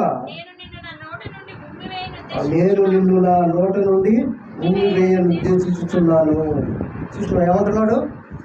సంఘము దేవుడి యొక్క వాక్యము తెలియజేస్తూ ఉంది, సంఘానికి హెచ్చరిక తెలియజేస్తుంది. నీ జ్ఞానము, నీ తెలివి, నీ యొక్క అనుకుంటున్న నీవు, ఎందుకంటే నీ జ్ఞానం అనుకుంటున్నావు, నీ తెలివితో నువ్వు కట్టుకోవచ్చు, నువ్వు ఏదైనా సాధించవచ్చు, ఏదైనా నీవు చేసుకునవచ్చు. కానీ దేవుడు అంటున్న మాట ఏంటంటే నీ జ్ఞానం చేత, నీ తెలివి చేత నువ్వు చేసుకోవచ్చు, కానీ దేవుడు తప్ప ఏమీ చేయలేవు. నీవు హెచ్చరిస్తున్నాడు. నీవు ఏ విధంగా ఉన్నావు? నీ తెలివి, నీ జ్ఞానం చేత అనుకుంటాం. మనం కూడా ఏమన్నాడు? మనము రాజు కూడా అన్నాడు, ఏమన్నాడు? అశ్వేరోషుడు రాజు అన్నాడు, నా తెలివి చేత, నా జ్ఞానం చేత నేను ఈ పట్టణాన్ని కట్టుకున్నాను అన్నాడు. ఆయన తెలివి, ఆయన జ్ఞానం అనుకున్నాడు, కానీ దేవుడు ఇచ్చాడు అనుకోలే. మనం కూడా దేవుడు ఇచ్చినటువంటి మన యొక్క జ్ఞానాన్ని బట్టి, తెలివిని బట్టి మనం అనుకుంటాం, మనం హెచ్చించగలుగుతాం, కానీ అది దేవుడి కృపని మనము తెలుసుకోము. దేవుడిచ్చిన ఈరోజు మనం నేను సజీవ లెక్కల్లో ఉన్నామంటే అది దేవుడి కృప ఉంది. ఎంతోమంది ఏ విధంగా ఉన్నారు, నిన్న జరిగిన వర్షాన్ని బట్టి ఏ విధంగా అల్లాడుతూ ఉన్నారో, ఏ విధంగా వారి యొక్క పరిస్థితులు ఏ విధంగా ఉన్నాయో, దేవుడు మనల్ని ప్రేమించి ఇంత సజీవ లెక్కల్లో కాపాడి స్థితిలో ఉన్నామంటే అది ఏమాత్రము దేవుడి కృప ఉంది. నీ జ్ఞానము, మన తెలివి కాదు, మన జ్ఞానము, మన తెలివి, మన ఆలోచన, మన తలంపులు కాదు, కానీ దేవుడు మనల్ని సజీవ లెక్కలో ఉంచుతాడు. అందును బట్టి దేవుడిని మనం ఎంతో స్తుతించాలి. అలాగే ఆ యొక్క లవోదికయ సంఘము కూడా ఎంతో గర్వించింది, ఎంతో మా జ్ఞానము, మా తెలివి, మా యొక్క సంపద అని అనుకుంది, కానీ ఏం లేదు, దేవుడికి ఇష్టముగా లేదు, దేవుడికి వ్యతిరేకంగా జీవించినట్లుగా ఆడపడుతూ ఉంది. కానీ మనం కూడా అదే అపోస్తులైన పౌలు గారు కూడా హెచ్చరిస్తూ ఉంటాడు, ఈ యొక్క సంఘానికి హెచ్చరిస్తూ ఉన్నాడు. చూడండి ఈ సంఘాన్ని కొలస్సీలకు రాసినటువంటి పత్రికలో, కొలస్సీలకు రాసినటువంటి పత్రిక అపోస్తులైన పౌలు గారు హెచ్చరిస్తున్నాడు. కొలస్సీలకు రాసిన పత్రిక 2వ అధ్యాయము మొదటి నుంచి చదవండి. మీ కొరకును, ఆ లవోదికయ వారి కొరకును శరీర రీతిగా నేను ఎంతగా పోరాడుచున్నాను మీరు తెలుసుకొనగోరుచున్నాను. ఏమంటున్నాడు? మీ కొరకు, లవోదికయ వారి కొరకు శరీరరీతిగా నా ముఖము చూడని వారందరి కొరకు నేను ఎంతగా పోరాడుచున్నానో మీరు తెలుసుకొనగోరుచున్నాను. వారి ప్రేమ యందును అతుకబడి సంపూర్ణ గ్రహింపు యొక్క కలిగిన వారై దేవుని మర్మమైన క్రీస్తును స్పష్టంగా తెలుసుకొనిన వారై తమ హృదయములలో ఆదరణ పొందవలని వారందరి కొరకు పోరాడుచున్నాను. ఏమంటున్నాడు? దేవుని కొరకై అతకబడి, దేవుడి యొక్క సన్నిధానంలో ఉండబడి, ఆయనతో సవాసం చేస్తూ, ఆయనకి లోబడుతూ, ఆయన మాటలు తెలుసుకొనుచు మరలా విడిపోయిన వారి ఏ విధంగా మీరు ఏమంటున్నాడు? వారు ప్రేమ యందు అతుకబడి సంపూర్ణ గ్రహింపు యొక్క సకల ఐశ్వర్యములు కలిగిన వారై దేవుని మర్మమై ఉన్న క్రీస్తును స్పష్టముగా తెలుసుకుని వారై తమ హృదయాల్లో ఆదరణ పొందలేనని వారందరి కొరకు పోరాడుతుంది. వారికి అంతం ఉంది, కానీ దేవుడిని ఏం చేస్తున్నారు? దేవుడి హృదయముతో కలిసిమెలిసి ఉండలేకపోయారు. దేవుడి హృదయంతో నీవు నేను ఏమంటాడు? దేవుడి యొక్క హృదయములో నీవు నేను కలిసిన వారిగా ఉండాలి. అందరూ అతకబడిన వారిగా, ఒకే శరీరముగా, ఒకే ఆత్మగా మనం సేవించాలి. అలా సేవించకుండా వారు దేవుడి యొక్క దృష్టిలో వారి యొక్క తప్పిపోయినట్లుగా మనం చూస్తూ ఉన్నాం. కాబట్టి మనం కూడా దేవుడి యొక్క సంఘములో ఉంటున్న నీవు నేను మనందరిని ఏమన్నాడు? దేవుడు ప్రేమ కలిగి ఉండాలి, ఒకే రీతిగా ఉండాలి, ఒకే ఆత్మను కలిగి ఉన్నాం మనందరం. శరీరంగా మనం వేరువేరైనా కూడా మనం ఏమంటున్నాడు? ఆత్మీయంగా ఒక్కరమే. దేవుడు పరిశుద్ధాత్మ, దేవుడు మనకు ఒక్కరే, ఆయనే సంఘము, ఆయన శిరస్సు ఉన్నాడు. సంఘానికి ఏమన్నాడు? శిరస్సు అయి ఉన్నాడు. ఆయన్ని మనం ఎక్కడ మన యొక్క గర్వాన్ని బట్టి మనం అతిశయించకూడదు. మన గర్వాన్ని బట్టి నాకు తెలివి, జ్ఞానము, ఐశ్వర్యం ఉంది, సమస్తం ఉందని మనం ఎక్కడ గర్వించకూడదు.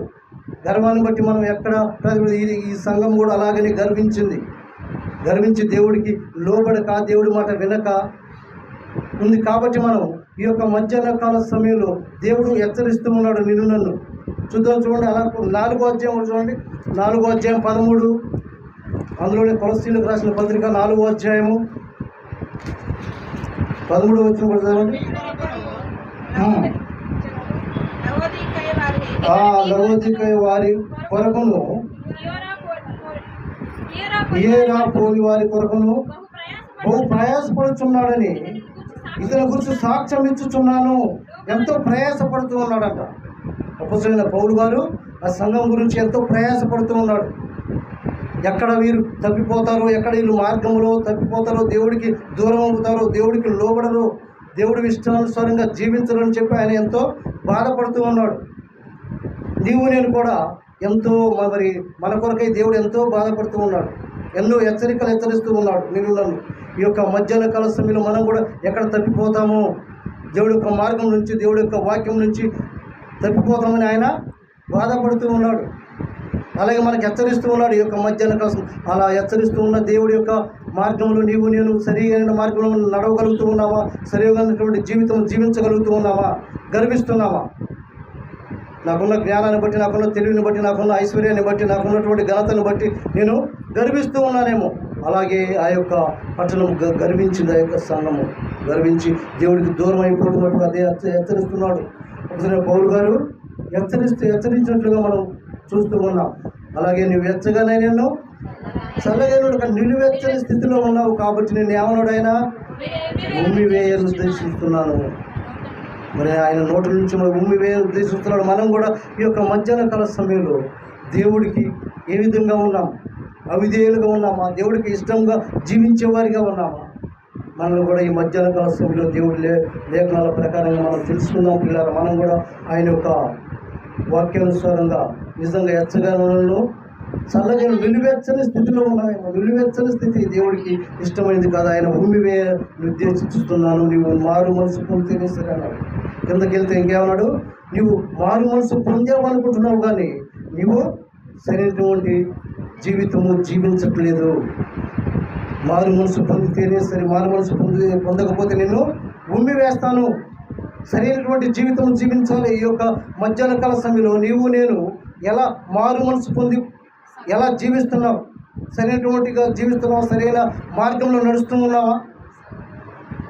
పిల్లలు ఆలోచించండి. ఎందుకంటే దేవుడు హెచ్చరిస్తున్నాడు. లవోదికయ సంఘాన్ని ఏ విధంగా హెచ్చరిస్తున్నాడు, మనల్ని కూడా హెచ్చరిస్తూ ఉన్నాడు. ఈ చిన్న సంఘాన్ని హెచ్చరిస్తూ ఉన్నాడు. నీవు మారు మనసు పొందావని ఉంది కానీ నీవు సరైనటువంటి జీవితము జీవించడం వారిని ఏమంటున్నాడు? నేను భూమి వేయ నిర్దేశిస్తున్నాను. ఇక్కడ నువ్వు సరిగా నడవగలుగుతావా? సరైన మార్గంలో జీవించగలుగుతావా? లేకపోతే దేవుడు ఈ మధ్యాహ్న కాల సమయంలో భూమి వేయ నిర్దేశిస్తున్నాడు. గలతీయులకు రాసిన పత్రిక కూడా అంటాడు చూడండి. గలతీయులకు రాసిన పత్రిక 3వ అధ్యాయము, గలతీయులకు రాసిన పత్రిక 3వ అధ్యాయము 27 చదవండి.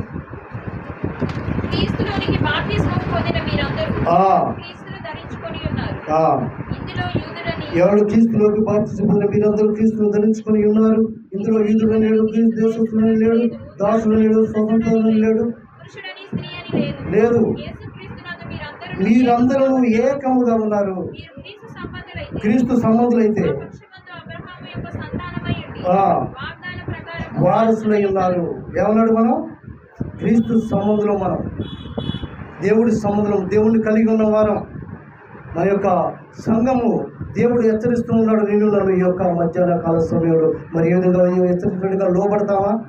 లోబడకపోతే ఏ విధంగా అయితే ఆ యొక్క సంఘానికి హెచ్చరిస్తున్నాడో దేవుడు, ఏ విధంగా అయితే యోహాను గారి చేత హెచ్చరిక చేస్తున్నాడు, ఈ మధ్యాహ్న కాల సమయంలో మన యొక్క ఈ చిన్న సంఘానికి హెచ్చరిక చేస్తూ ఉన్నాడు. నేను ఏ విధంగా ఉన్నాను? భక్తి చేస్తూనే ఉన్నాను, దేవుడి యొక్క వాక్యం వింటున్నానే కానీ సరైన మార్గంలో నడవకపోతే, సరిగా దేవుడి యొక్క వాక్యానికి లోబడకపోతే అన్నాడు. చూద్దాం చూడండి. మత్తయి సువార్తలు కూడా అంటాడు. మత్తయి సువార్త 7వ అధ్యాయం 20 చదవండి. ప్రభు నన్ను ప్రతి ఒక్క ప్రభు నన్ను ప్రార్థిస్తాడు కానీ ప్రతి వాడు పిలుస్తాడు కానీ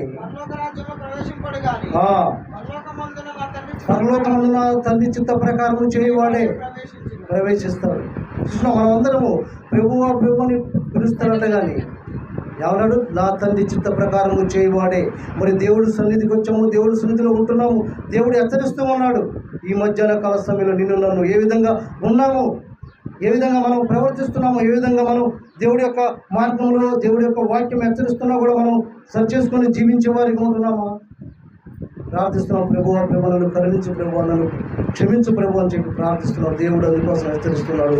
ప్రభువా ప్రభుని పిలిపించోడు ప్రతి ఒక్కడు పరలోక రాజ్యంలో ప్రవేశించడు కానీ నా తండ్రి చిత్త ప్రకారము జరిగించువాడే. ఆయన చిత్త ప్రకారంగా జరిగించే వారిగా ఉండాలంటే దేవుడు హెచ్చరిస్తూ ఉన్నాడు. విని విడిచిపెట్టే వారి కాకుండా విన్న ప్రకారంగా మనం జీవించాలి. ఎన్ని సంవత్సరాలు మనం ఇంకా జీవిస్తున్నాం, ఎన్ని సంవత్సరాలు మనకి తరుణం ఇస్తూ ఉన్నాడు, మనల్ని మన యొక్క దినాలు పొడిగిస్తూ ఉన్నాడు. ఇంకా నీవు మారు మనసు సరైనటువంటిగా పొందావా?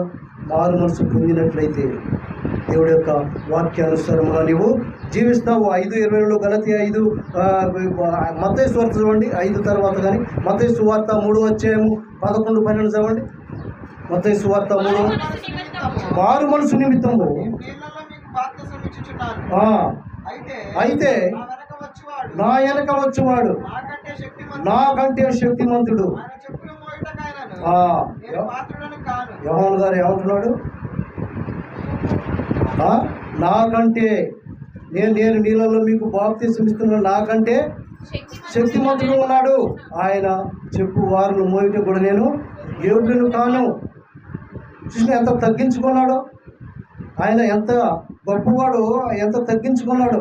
నేను తగ్గించుకోగలుగుతావు? ఈ లోకంలో తగ్గించుకోలేవు. నువ్వు అంటే నువ్వు గొప్ప, వెళ్తా నేనే గొప్ప, నాకున్నటువంటి జ్ఞానాన్ని బట్టి నేను గొప్ప అంటావు. అలాగే ఆ లౌకిక సంఘం కూడా గర్వించింది, అహంకరించింది. నేనే, మాకెవరు సాయం చేయలేదు. ఏంటంటే మేము గొప్పవారివి, ధనవంతులం, జ్ఞానవంతులము, మేము సంపాదించుకోగలుగుతాం, కట్టుకోగలుగుతాం, జీవం పొందుతాం. కానీ దేవుడికి స్థానం లేదు. దేవుడికి ఆ దృష్టిలో వారు అవిధేయులుగా ఉన్నారు. కాబట్టి మనం కూడా దేవుడు హెచ్చరిస్తూ ఉన్నాడు. ఈ యొక్క మధ్యాహ్న కాల సమయంలో మనం సరి చేసుకుందాం, జీవితం పిల్లరా. జీవించి దేవుడి యొక్క వాక్యానుసారంగా మనం జీవించినట్లయితే దేవుడికి విధేయత కలిగి జీవించాలి. పేతురు రాసిన మొదటి పత్రిక అంటాడు చూడండి. పేతురు రాసిన మొదటి పత్రిక 1వ అధ్యాయము 19 చూడండి. అమూల్యమైన రక్తము చేత అనగా నిర్దోషమును నిష్కలంకమునకు గొర్రె పిల్ల వంటి క్రీస్తు రక్తము చేత విమోచింపబడితిరని మీరు ఎరుగుదురు కదా. ఏమంటున్నాడు? అమూల్యమైన రక్తము చేత మనల్ని విమోచింపబడ్డాము. ఆయన మనల్ని కొన్నాడండి, మనల్ని కడిగాడండి. మన పాపాలు అసలు ఎప్పుడు గుర్తు చేసుకున్నాడు? మన పాపాలు ఎప్పుడు, మీ పాపాలు తీసివేసి ఎప్పుడు మీ పాపాలు కడగబడ్డాయి? దేవుడు రక్తంలో మీరు కడగబడినప్పుడు, దేవుడి రక్తం చేత మీరు బాప్తిసం తీసుకున్నారు. 10 మంది, ఎక్కడ ఎంతమంది ఉన్నారో నాకు తెలియదు, కానీ తీసుకున్న వారు మొత్తము ఎప్పుడు మీరు ఆ యొక్క రక్తంలో కడగబడి అన్నారు, అప్పుడు మీ పాపాలు మొత్తం నేను జ్ఞాపకం చేసుకున్నాడు అన్నాడా? అన్నాడు, మీ పాపాలు నేను ఎప్పుడు జ్ఞాపకం చేసుకోను అన్నాడు. మరి మనం తీసుకున్నప్పుడు మనం జాగ్రత్తగా జీవించాలి. జీవించి మనం జాగ్రత్తగా మనం ఉండకపోతే ఆయన రక్తంలో మనం కడగబడిన నీవు నేను అదేనాడు ఎప్పుడు నేను మీ పాపాలు నేను జ్ఞాపకం చేసుకున్నాడు. అందుకోసం అమూల్యమైన రక్తము చేత అనగా నిర్దోషంలో నిష్కలంకము ఎటువంటిది లేదు ఆయనలో. మరి అందులో కడగబడిన నీవు కూడా మనం కూడా నిర్దోషులుగా ఉండాలి, పరిశుద్ధులుగా ఉండాలి, పవిత్రులుగా ఉండాలి. ఎక్కడ మనం కల్మషం అంటకుండా మనం జీవించగలుగుతున్నాం. అలా జీవిస్తేనే దేవుడి యొక్క రాజ్యంలో ప్రవేశం ఉంటుంది. మరి ఎందుకంటే ఈ యొక్క మధ్యాహ్న కాల సమయంలో వాక్యం వింటున్న నీవు నేను జాగ్రత్తగా మనం జీవించే వారిగా ఉండాలి. మరి అలాంటి రక్తంతో కడగబడిన ఆయన ఎందుకంటే నేను పరిశుద్ధులను మీరును పరిశుద్ధులై ఉన్నాడు. అలాంటి అమూల్యమైన రక్తము చేత మనం కడగబడిన నీవు నేను, బాప్తిసం తీసుకున్న నీవు నేను, మరి అలాంటి జీవితము జీవించాలి. ఎందుకంటే హెచ్చరిక, అదొక హెచ్చరిక. నేను వచ్చు పర్యాంతం వరకు మీరు జ్ఞాపకం చేసుకుంటూ ఉండాలి, బలలో పాలు పొందుతూ ఉండాలి, నా యొక్క శరీరాన్ని రక్తాన్ని తాగుతూ ఉండాలి, తింటూ ఉండాలి అని దేవుడి హెచ్చరికలు ఉన్నాయి. ఆ హెచ్చరికల ప్రకారంగా నీవు నేను జీవించగలుగుతున్నామా? ఇంకను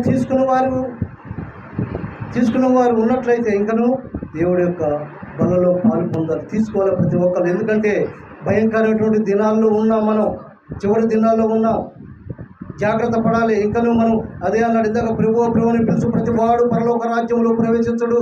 దేవుడు సన్నిధికి వస్తున్నానని అనుకుంటున్న నీవు, నేను దేవుడు సన్నిధికి వస్తూ నేను ప్రార్థిస్తున్నాను, ఆయన స్తుతిస్తున్నాను, నీకు నమ్మకం కలిగి ఉన్నాను, నీకు ఇష్టంగా ఉన్నానంటే నీవు నా బలలో పాల్గొంటూ ఉన్నావా? నేను చెప్పాను మీకు, హెచ్చరించాను మీకు. బాప్తిష్టం తీసుకున్నావా? ఎందుకంటే మిమ్మల్ని అమూల్యమైన రక్తం చేతని మిమ్మల్ని పరిశుద్ధపరిచానే, నా రక్తాన్ని ధారపోసానే, మరి మీరు ఏ విధంగా ఉంటున్నారు అని చెప్పి దేవుడు లేఖనాలు హెచ్చరిస్తూ ఉన్నాయి. హెచ్చరిస్తున్నా కూడా నీవు ఇంక నువ్వు పడచెవి పడుతున్నావేమో. జాగ్రత్త, దేవుడు హెచ్చరిస్తూ ఉన్నాడు.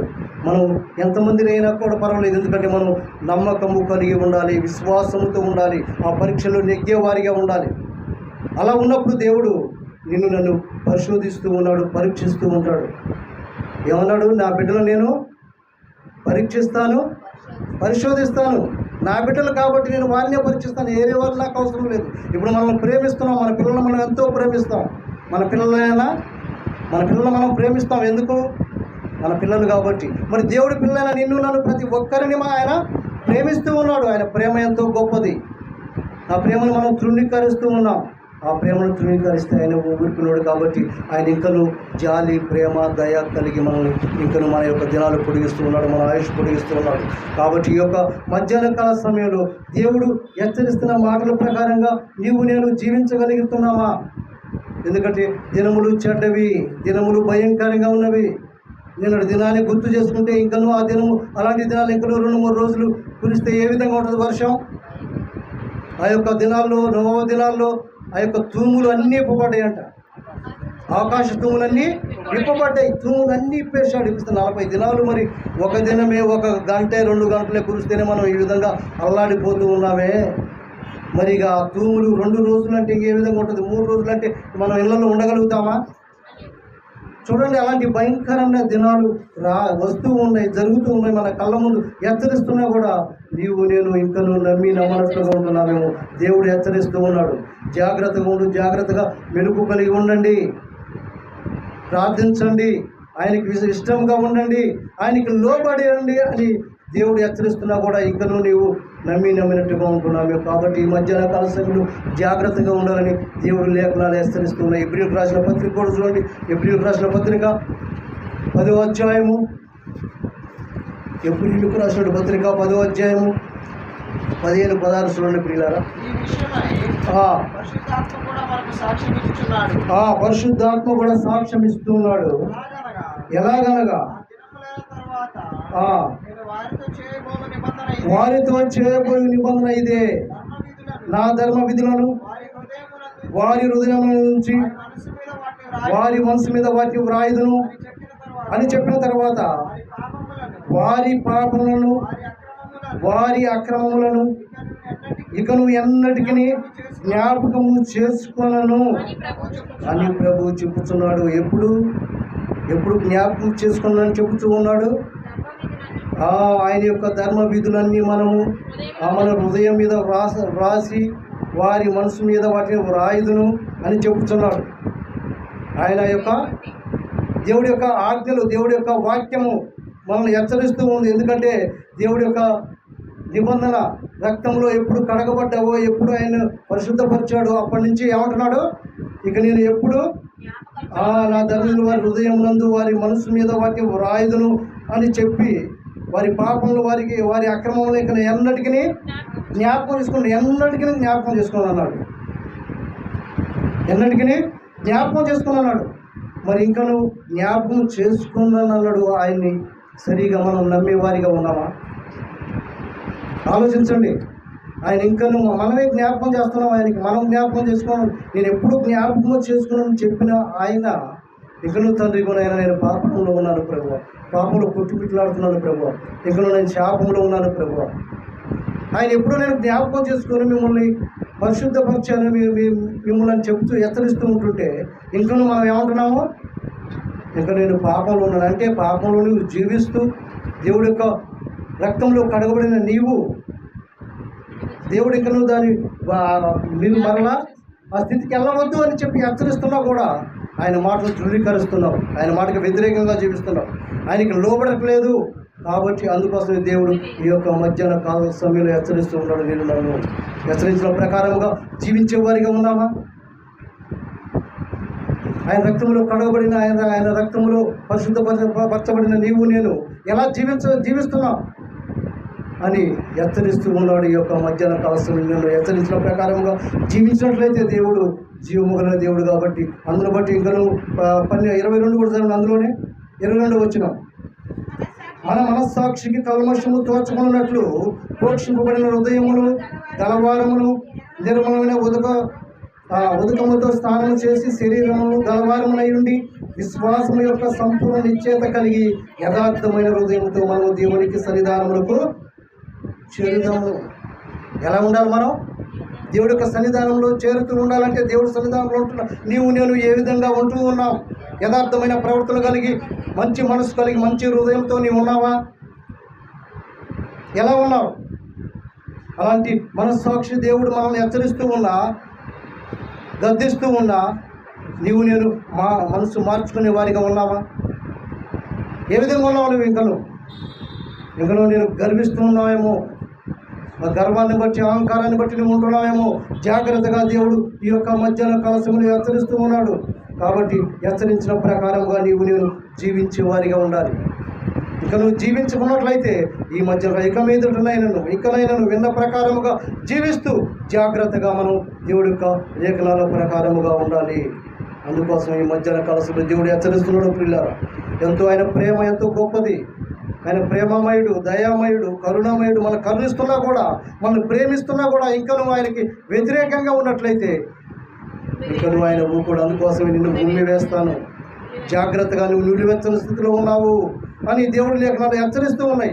కాబట్టి హెచ్చరించిన ప్రకారంగా నీవు నేను సరి చేసుకుని ఈ మధ్య రకాల సమయంలో జాగ్రత్తగా ఉన్నాం. ఎందుకంటే ప్రతిదీ మనం దేవుడు హెచ్చరిస్తూ ఉన్నాడు. హెచ్చరించినట్లుగా నీవు నేను జాగ్రత్త పడదాం. కీర్తనల గ్రంథం 41 కూడా చూడండి. కీర్తన గ్రంథం 41వ అధ్యాయము 13వ వచనం చదవండి పిల్లారా. ఇశ్రాయేలు దేవుడైన యెహోవా శాశ్వత కాలం నుండి, ఆ శాశ్వత కాలం నుండి కాలము వరకు నిన్ను ఆయన స్తుతించబడుతూ ఉన్నాడు. ఆయన గణపరిచే వారిగా ఉండాలి మనం. ఎప్పుడంటే ఆయన ఈ దినము ఎప్పుడంటే ఏకరీతిగా ఉన్నాడు. నిన్న నేడు ఏకరీతిగా ఉన్నవాడు. ఆయన ఈరోజు ఈ విధంగా ఉన్నాడు, రేపు ఈ విధంగా మారుతాడు, రేపు ఈ విధంగా నన్ను అనేది కాదు. ఏకరీతిగా ఉన్నవాడు, నిన్న నేడు నిరంతరము ఏకరీతిగా ఉన్నవాడు. మరి అలాంటి గొప్ప దేవుడు మనల్ని హెచ్చరిస్తూ ఉంటే, ఆయన ఎన్నో లేఖనాల ద్వారా హెచ్చరిస్తూ ఉంటే నీవు నేను ఏ విధంగా ఉంటున్నాం? ఏ విధంగా ఆయనకు లోబడే వారిగా ఉంటున్నాం? ఏ విధంగా ఆయన స్తుతించి ఘనత ఇచ్చేవారిగా ఉంటున్నాం? కాబట్టి ఈ మధ్యాహ్న కాల సమయంలో దేవుడు నిన్ను నన్ను హెచ్చరిస్తున్నాడు. ఆయన రాజ్యం గురించి ఎన్నో హెచ్చరికలు మనల్ని హెచ్చరిస్తున్నాడు. రోమిలకు రాసిన పత్రిక 14:13 చూడండి. 14:17 చదవండి. రోమిలకు రాసిన పత్రిక 14వ అధ్యాయము 17 చూడండి. 17 దేవుని రాజ్యము కాదు కానీ నీతియు సమాధానమై ఉన్నది.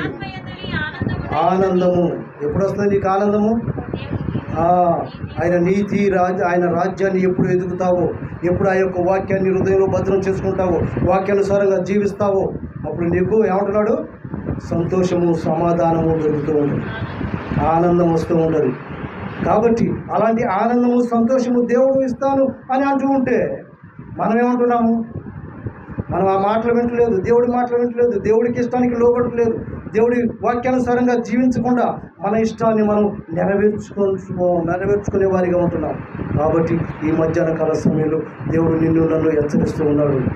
ఆ యొక్క నవోదయ సంఘాన్ని హెచ్చరించినట్లుగా నిన్ను నన్ను ఏ స్థితిలో ఉన్నావు? నువ్వు ఏ స్థితిలో నీవు పడిపోయినావు? ఆ స్థితిలో నీవు లేవాలి, తెలుసుకోవాలి. నిజంగానే ప్రభువా, నేను మార్గం తప్పుతూ ఉన్నాను ప్రభువా, నేను సరైన మార్గంలో నడవలేని స్థితిలో ఉన్నాను ప్రభువా, నన్ను బలపరచు, నీ శక్తి ద్వారా నీ బలం ద్వారా నడిపించు ప్రభువా, బలపరచు అని చెప్పి మనం ఎప్పుడు దేవుడి యొక్క వాక్యానికి లోబడతాము, దేవుడి మాట వింటాము. అప్పుడు మనం నేను సరి చేసుకొని నిజంగానే ప్రభువా, నేను ఈ స్థితిలో ఉన్నాను ప్రభువా, ఈ పరిస్థితిలో పడిపోయాను ప్రభువా, నన్ను హెచ్చరిస్తుందికైనా ప్రభువా నేను సరి చేసుకుంటాను ప్రభువా, అని చెప్పి నువ్వు ఎప్పుడు మల్లుకుంటావో, ఎప్పుడు సరి చేసుకుంటావో, ఎప్పుడు దేవుడి యొక్క వాక్యానికి లోబడతావో దేవుడు అప్పుడు నిన్ను ప్రేమిస్తూ ఉన్నాడు, దేవుడు నిన్ను ఆదరిస్తూ ఉన్నాడు. కాబట్టి ఈ మధ్యాహ్న కాల సమయంలో ఆ యొక్క లవోదికయ యొక్క సంఘాన్ని హెచ్చరించినట్లుగా మనల్ని కూడా హెచ్చరిస్తూ ఉన్నాడు. నీవు ఏ స్థితిలో ఉన్నావో, ఏ పరిస్థితుల్లో ఉన్నావో భూమి వేయకుండా నిజంగానే ప్రభువా నేను నా తండ్రికి నేను ఎచ్చగైనా చల్లగైన నిలువెచ్చని స్థితిలో ఉన్నాను ప్రభా.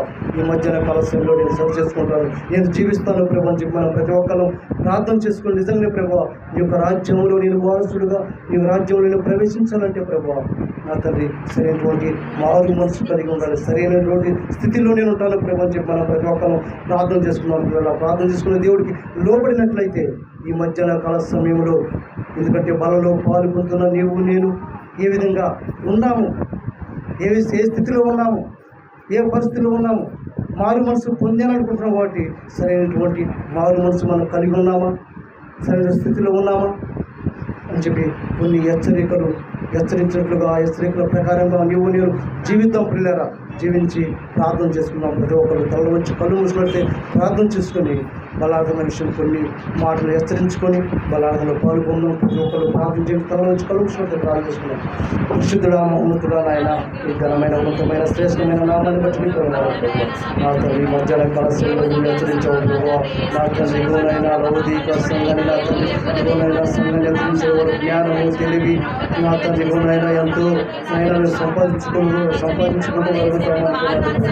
కానీ ప్రభావ నా తండ్రి వారి జ్ఞానాన్ని బట్టి కానీ ప్రభావ ఈ కృపా నీ దయ నీ ప్రేమను బట్టి నా తండ్రి నైనా మమ్మల్ని దేవుడి స్థితిలో ఉంచాడు, ఎంత జ్ఞానం ఇచ్చాడు, ఎంత తెలివిచ్చాడు, ఎంత ఆరోగ్యం ఇచ్చాడు, ఎంత ఆయుష్ ఇచ్చాడు. అందుని బట్టి మేము నా తండ్రి ఇలా పొందగలుగుతున్నామని వారు గ్రహించలేని స్థితిలో ఉన్నారు ప్రభావ. నైనా మేము కూడా ఎలా నా తండ్రి ఉన్నాము ప్రభావ. నా తండ్రి నైనా మమ్మల్ని ఇలాంటి పరిస్థితులు మమ్మల్ని ఉంటున్నామంటే నైనా భయంకర దినాలు నా తండ్రి ఎంతో నైనా ఇంకో వర్షం ద్వారా ఎంతో మంది నా తండ్రి అల్లాడిపోతూ ఉన్నారు ప్రభావ. మమ్మల్ని ఈ స్థితిలో ఉంచావు ప్రభావ. మంచి నా తండ్రి నైనా మంచి వాతావరణాన్ని అనుగ్రహించారు ప్రభావ. అందుని బట్టి నీకు వందనాలు ప్రభావ. నా తండ్రి నీ పరిశుద్ధాత్మ ద్వారా నింపండి. హెచ్చరించిన ప్రతి మాటను నిజంగానే ప్రభావ నా తండ్రి నైనా మేము నీ సన్నిధికి వచ్చాం కానీ ప్రభుత్వం ప్రతి ఒక్కడు పరలోక రాజ్యంలో నా తండ్రి చిత్త ప్రకారంగా జరిగించాలా ప్రభావ. నా తండ్రి నీ ప్రకారంగా మేము జీవించగలుగుతున్నామా, నీ వాక్యానుసారంగా మేము జీవించగలుగుతున్నాము ప్రభావ. అలా జీవించే కృపను దయచేయండి ప్రభావ. ఈ మధ్యాహ్న కాల సమయంలో నా తండ్రి ఈ రక్తంలో కనబడిన మేము నా తండ్రి ఎలా జీవించగలుగుతున్నాం ప్రభావ, ఎలాంటి పరిస్థితుల్లో మేము ఉన్నాం ప్రభావ. నా తండ్రి మేము ప్రతి ఒక్కరూ ప్రార్థించుకొని ప్రభావ నా తండ్రి ఇగో నీ రక్తంలో పాల్గొంటున్న మేము నా తండ్రి నేను ఎన్నో హెచ్చరించావు ప్రభావ. నా తండ్రి మేము కూడా ఎలా ఉన్నాం, ఏ విధంగా ఉన్నాం సరి చేసుకొని ప్రభావ ఈ వాక్యానుసారంగా జీవించే కృపను మాకు దయచేయండి. ఈ మధ్యాహ్న కాల సమయంలో ఇలా ప్రకారంగా ప్రతి ఒక్కరు ప్రార్థించుకొని ప్రతి హృదయంలో నీరు కట్టి పదవ చేసి వాక్యానుసారంగా జీవించే కృపను మాకు దయచేయమని విశ్వసించమని నా ప్రభుత్వ రక్షణలో యేసుక్రీస్తు వారి నామని ప్రార్థించున్నాం తండ్రి. ఆమేన్. పిల్లరా ఈ యొక్క మధ్యాహ్న కాల సమయంలో కొన్ని విషయాలు వాళ్ళ ఆధారంలో పాల్గొంటున్నారు. నీవు నేను కొన్ని విషయాలు మనం హెచ్చరించుకున్నాం. ఎందుకంటే మన యొక్క జీవితాలలో దేవుడు మనల్ని ఎక్కడో ఆరోగ్యం ఇస్తూ ఆయుష్ను పొడిగిస్తూ మనల్ని ఎంత సజీవ లెక్కలో కాపాడుతూ ఉన్నాడంటే అందును బట్టి దేవుణ్ణి ఎంతో స్తుతించాలి, గణపరచాలి. కొరింథీయులకు రాసిన మొదటి పత్రిక చూద్దాం పిల్లారా. కొరింథీయులకు రాసినటువంటి మొదటి పత్రిక 11వ అధ్యాయము 26 నుంచి 30 వచనాలు చదువుకున్నాం. మీరు ఈ రొట్టె తిని పాత్ర తాగులకెల్లా ప్రభు వచ్చు అంతవరకు ఆయన మనము ప్రచురించెదరు. కాబట్టి ఎవడును అయోగ్యముగా ప్రభు యొక్క రొట్టెను తినును లేక ఆయన పాత్రను తాగును వాడు ప్రభు యొక్క శిలువలో కూర్చి రక్తంలో కూర్చి అపరాధీయుడు. కాబట్టి ప్రతి మనుషుడు కొంత తాను పరీక్షించుకునవలను, అలాగూ చేసి ఆ రొట్టె తిని ఆ పాత్రను తాగవలను. ప్రభు శరీరమని వివేచింపక తిని త్రాగువాడు తనకు శిక్ష విధి కలుగుకే తిని త్రాగుచున్నాడు. ఇందువలనే మీరు అనేకులు బలహీనులుగా రోగులుగా ఉన్నారు, నిద్రించుతున్నారు. అయితే మనలను మనమే విమర్శించుకునే ఎడల తీర్పు పొందకపోవడం. వీళ్ళరా దేవుడు ఈ యొక్క మధ్యాహ్న కాల సమయంలో బలలో పాల్గొంటున్న నీవు నేను వీళ్ళరా ప్రతి ఒక్కరికి దేవుడు ఇచ్చినటువంటి ఆజ్ఞ అన్నాడు. ఆయన ఆజ్ఞ అతిక్రమమే పాపము.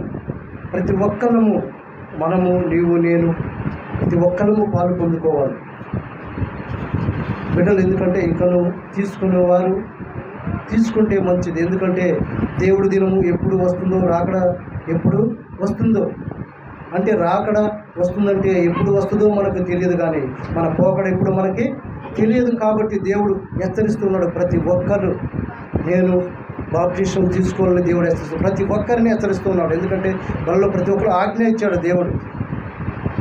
కాబట్టి నేను వచ్చేంత వరకు మీరు ఈ యొక్క ఆచరణలో ఉండాలి. ప్రతి ఒక్కరు దీన్ని పాటించాలి, ఆచరించాలి, దానిలో పాలు పొందుతూ ఉండాలి. ఎందుకంటే దేవుడు మనకి ఇచ్చాడు. నేను వచ్చేంత వరకు మీరు చేయాలని చెప్పాడు. కాబట్టి ప్రతి ఒక్కరిలో మనం పాలు పొందుకునే వారిగా ఉండాలి.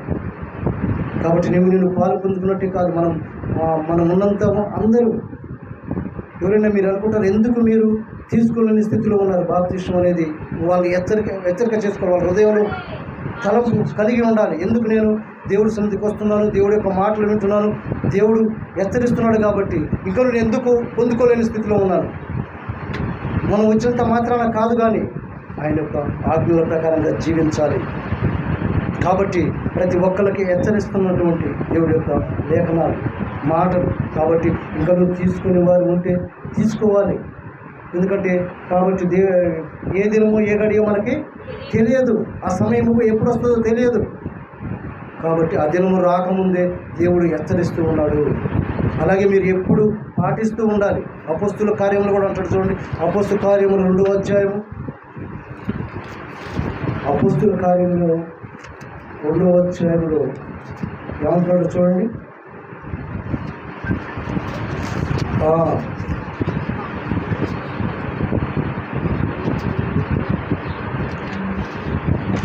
అపోస్తుల కార్యములు 2వ అధ్యాయము 41వ వచనం చదవండి. కాబట్టి అంగీకరించిన వారు బాప్తిస్మం పొందిరి, ఆ దినమందు చేర్చబడి మీరు బోధయందును సహవాసమందును రొట్టె విచ్చుటయందును ప్రార్థన చేయుటయందును ఎడతెగక ఉండాలి. మనం ఎలా ఉండాలి? మనం అపోస్తుల బోధయందును సహవాసమందును రొట్టె విచ్చుటయందును ప్రార్థన చేయుట ఎడతెగక ఉండాలి అని చెప్పాడు సంఘానికి. మరి మనం అలా ఎడతెగక ఉండేవారిగా ఉన్నామా? ఎందుకంటే ప్రతి ఒక్కళ్ళు బాప్తిస్మం పొందుకొని ఉండాలి, తీసుకొని ఉండాలి. ఎందుకంటే దేవుడు హెచ్చరిస్తున్నాడు. హెచ్చరించిన ప్రకారంగా మనం జీవించకపోతే తర్వాత మనం ఎంతైనా ఇందాక మనం విన్నాం, ప్రభు అని ప్రతి వాడు పిలుస్తాడు. అప్పుడు నువ్వు నేను అనవచ్చు, తండ్రి నేను నీ సన్నిధికి వచ్చాను ప్రభు, నీ సన్నిధానంలో నేను ఎంతో ప్రార్థించేవాడిని, ఎంతో స్తుతించేవాడిని, సమయానికి వచ్చేవాడిని, సమయానికి నీకు లోబడేవాడిని అంటే ప్రయోజనం ఉండదు. ఎందుకంటే నా యొక్క రక్తాన్ని తాగమన్నాడు, నా శరీరాన్ని తినమన్నాడు. చేస్తున్నావా పని? చేసేవారిగా ఉండాలి. దేవుడి యొక్క లేఖనాలు హెచ్చరిస్తూ ఉన్నాయి. కాబట్టి మనం ఈ మధ్యన కలసంలో బలలో పాల్గొంటూ మనం దేవుడు వచ్చి పర్యాంతం వరకు, మనం ఈ లోకాన్ని విడిచిపెట్టే పర్యాంతం వరకు ఏమన్నాడు?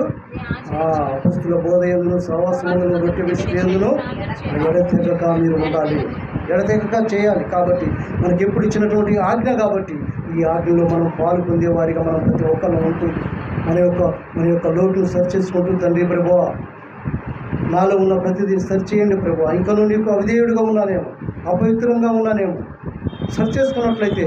ఎందుకంటే మనం ఈ యొక్క ఆజ్ఞ ఇచ్చాడు కాబట్టి ఆజ్ఞ ప్రకారం మనం జీవించేవారిగా ఉండాలి. మన అవిధేయతను ఎప్పుడు క్షమిస్తూ ఉంటాడు దేవుడు. మనం ప్రార్థన చేసుకుంటే, ఆయనకి లోబడితే, ఆయన మాట వింటే ఎప్పుడైనా తీసేసేవాడు కాదు. ప్రతి ఒక్కరిని ప్రేమిస్తూ ఉన్నాడు. ఆయన ప్రేమపూర్వకంగా మనల్ని హెచ్చరిస్తూ ఉన్నాడు. కాబట్టి మనం ఇకను అజాగ్రత్తగా ఉన్నట్లయితే ఈ యొక్క మధ్యాహ్న ప్రాసంలో దేవుడి రక్తంలో పాల్గొంటూ జాగ్రత్తగా మనం ఉంటూ మనం పాటించేవారిగా, అపొస్తలులు ఏ విధంగా మనల్ని హెచ్చరించారు, ఆయన ఏ విధంగా ఆచరించారు, మనం కూడా అలా ఆచరిస్తూ సహవాసం ముందు రొట్టె విషయంలో ప్రార్థిస్తూ అలా మనం ప్రార్థించినట్లయితే, దేవుడికి లోబడినట్లయితే మనకి ఎటువంటి తెగులు రాకుండా, ఎటువంటి ఈ లోకానుసారంగా జీవించకుండా, ఎటువంటిది మనకు అంటకుండా ఉండాలి అంటే దేవుడి యొక్క ఇష్టాన్ని నెరవేర్చే వారిగా నేను ఉండాలి. హెచ్చరిస్తున్నాను కాబట్టి ఈ మధ్యన కాల సమయంలో దేవుడి యొక్క వాక్యానుసారంగా మనం జీవితం పిల్లరా. ఎందుకంటే అవిధేయతగా మనం ఉండకూడదు. బలలో పాల్గొంటున్న నీవు ఏమన్నాడు? నిష్కల్మషమును లేకుండా దేవుడు ఏ విధంగా ఆ యొక్క రక్తంలో నేను కడగబడ్డామో మనం కూడా అలాగే తండ్రి నాలో ఏ పాపం లేదు, ఏ ద్వేషం లేదు, ఏ అసూయ కపటము ఏది లేదు ప్రభువా. నీవే నా దేవుడు, నీవే నా రక్షకుడు. నీ లేఖనాల ప్రకారం నేను జీవిస్తాను ప్రభువా, నీ మాట ప్రకారం నేను వింటాను ప్రభువా. నీ విధంగా అయితే నన్ను ఏ విధంగా అయితే నీ రక్తంలో కడగబడి ఉన్నాను, ఎటువంటి కల్మషం లేనటువంటి రక్తము, పాపం లేనటువంటి వాడు పవిత్రుడు ఉన్నటువంటి దేవుడై ఉన్నాడు. అలాగే మనం కూడా అలా ఉంటూ ఈ యొక్క బలలో పాల్గొంది నిజమైన ప్రభువా అని చెప్పి మనం కూడా పాల్గొన్నట్టు దేవుడు మనం కూడా రక్షిస్తూ ఆయన ఒక రాజ్యానికి వారసులు చేస్తామని చెప్పినాడు. కాబట్టి మనం కూడా అలాంటి స్థితిలో ఉంటూ మనం ప్రతి ఒక్కరు ప్రార్థన చేసుకొని ఆ యొక్క బలలో పాల్గొన్నాం. పిల్లలు ప్రతి ఒక్కరు కళ్ళు మూసుకొని ప్రతి ఒక్కళ్ళు దేవుడి దగ్గర మనం ప్రార్థించుకుందాం. తండ్రికి నాయన నా విజేత ఉన్నా, నేను పాపంలో ఉన్నాను, మనం క్షమించని ప్రతి ఒక్కళ్ళు ప్రార్థన చేసుకునే వాళ్ళు తీసుకున్నాం. కొద్ది మాటలు దేవుడు తీసుకుని ప్రతి ఒక్కరు ప్రార్థన చేసుకుని ప్రతి ఒక్కరు కళ్ళ నుంచి కళ్ళు మూసుకొని ప్రార్థించుకున్నాం. పరిశుద్ధుడా శ్రేష్టమైన నాయనానికి నా తల్లి నువ్వు చెప్పిన మాటల ప్రకారంగా నా తల్లి అపవిత్రంగా మేము ఉండకున్నట్టుగా నా తల్లి వచ్చేంత వరకునైనా నా తల్లి నా శరీరం తింటూ నా రక్తాన్ని తాగుతూ మీరు ఉండాలి. ఏ కల్మషం లేకుండా, ఏ పాపం లేకుండా, ఏ ద్వేషం లేకుండా, ఏ అసూయ లేకుండా ప్రభువా మీకు హెచ్చరించిన మాటల ప్రకారం మేము జీవించే ప్రభుత్వం మాకు దయచేయండి. నీ పరిశుద్ధాత్మ ద్వారా మమ్మల్ని నింపండి ప్రభువా. ఏ దృష్టిలో ఏ స్వాతంత్రికి అధికారం లేదు ప్రభువా. నా తల్లినైనా ఈ మధ్యాహ్న కాలం ప్రతి ఒక్కరు నా తల్లినైనా మేము సరిచేసుకుంటూ ప్రభువా దయచేయండి. నీ పరిశుద్ధాత్మ ద్వారా నింపండి ప్రభువా. నా తల్లి నీవే తోడే నడిపించండి ప్రభువా. ప్రతి ఒక్కల హృదయంలో తాకండి ప్రభువా. నా తల్లి ఏ అసూయ కష్టంలో ఏ కార్యక్రమంలో ఎటువంటి లేకుండా నా తల్లి మాకు దయచేయండి. నీ పరిశుద్ధాత్మ ద్వారా నా తల్లి ప్రతి ఒక్కరు హెచ్చరించి అయోగ్యంగా పుట్టినగా లేకుండా కూడా నా తల్లి ఏ విధంగా ఏ కల్మషం లేకుండా నా తల్లికునైనా మేము ఉంటూ నా తల్లి మాకు దయచేయమని సూచించమని నా పేరు రక్షకుడు యేసు క్రీస్తు ప్రార్థించున్నాము తండ్రి.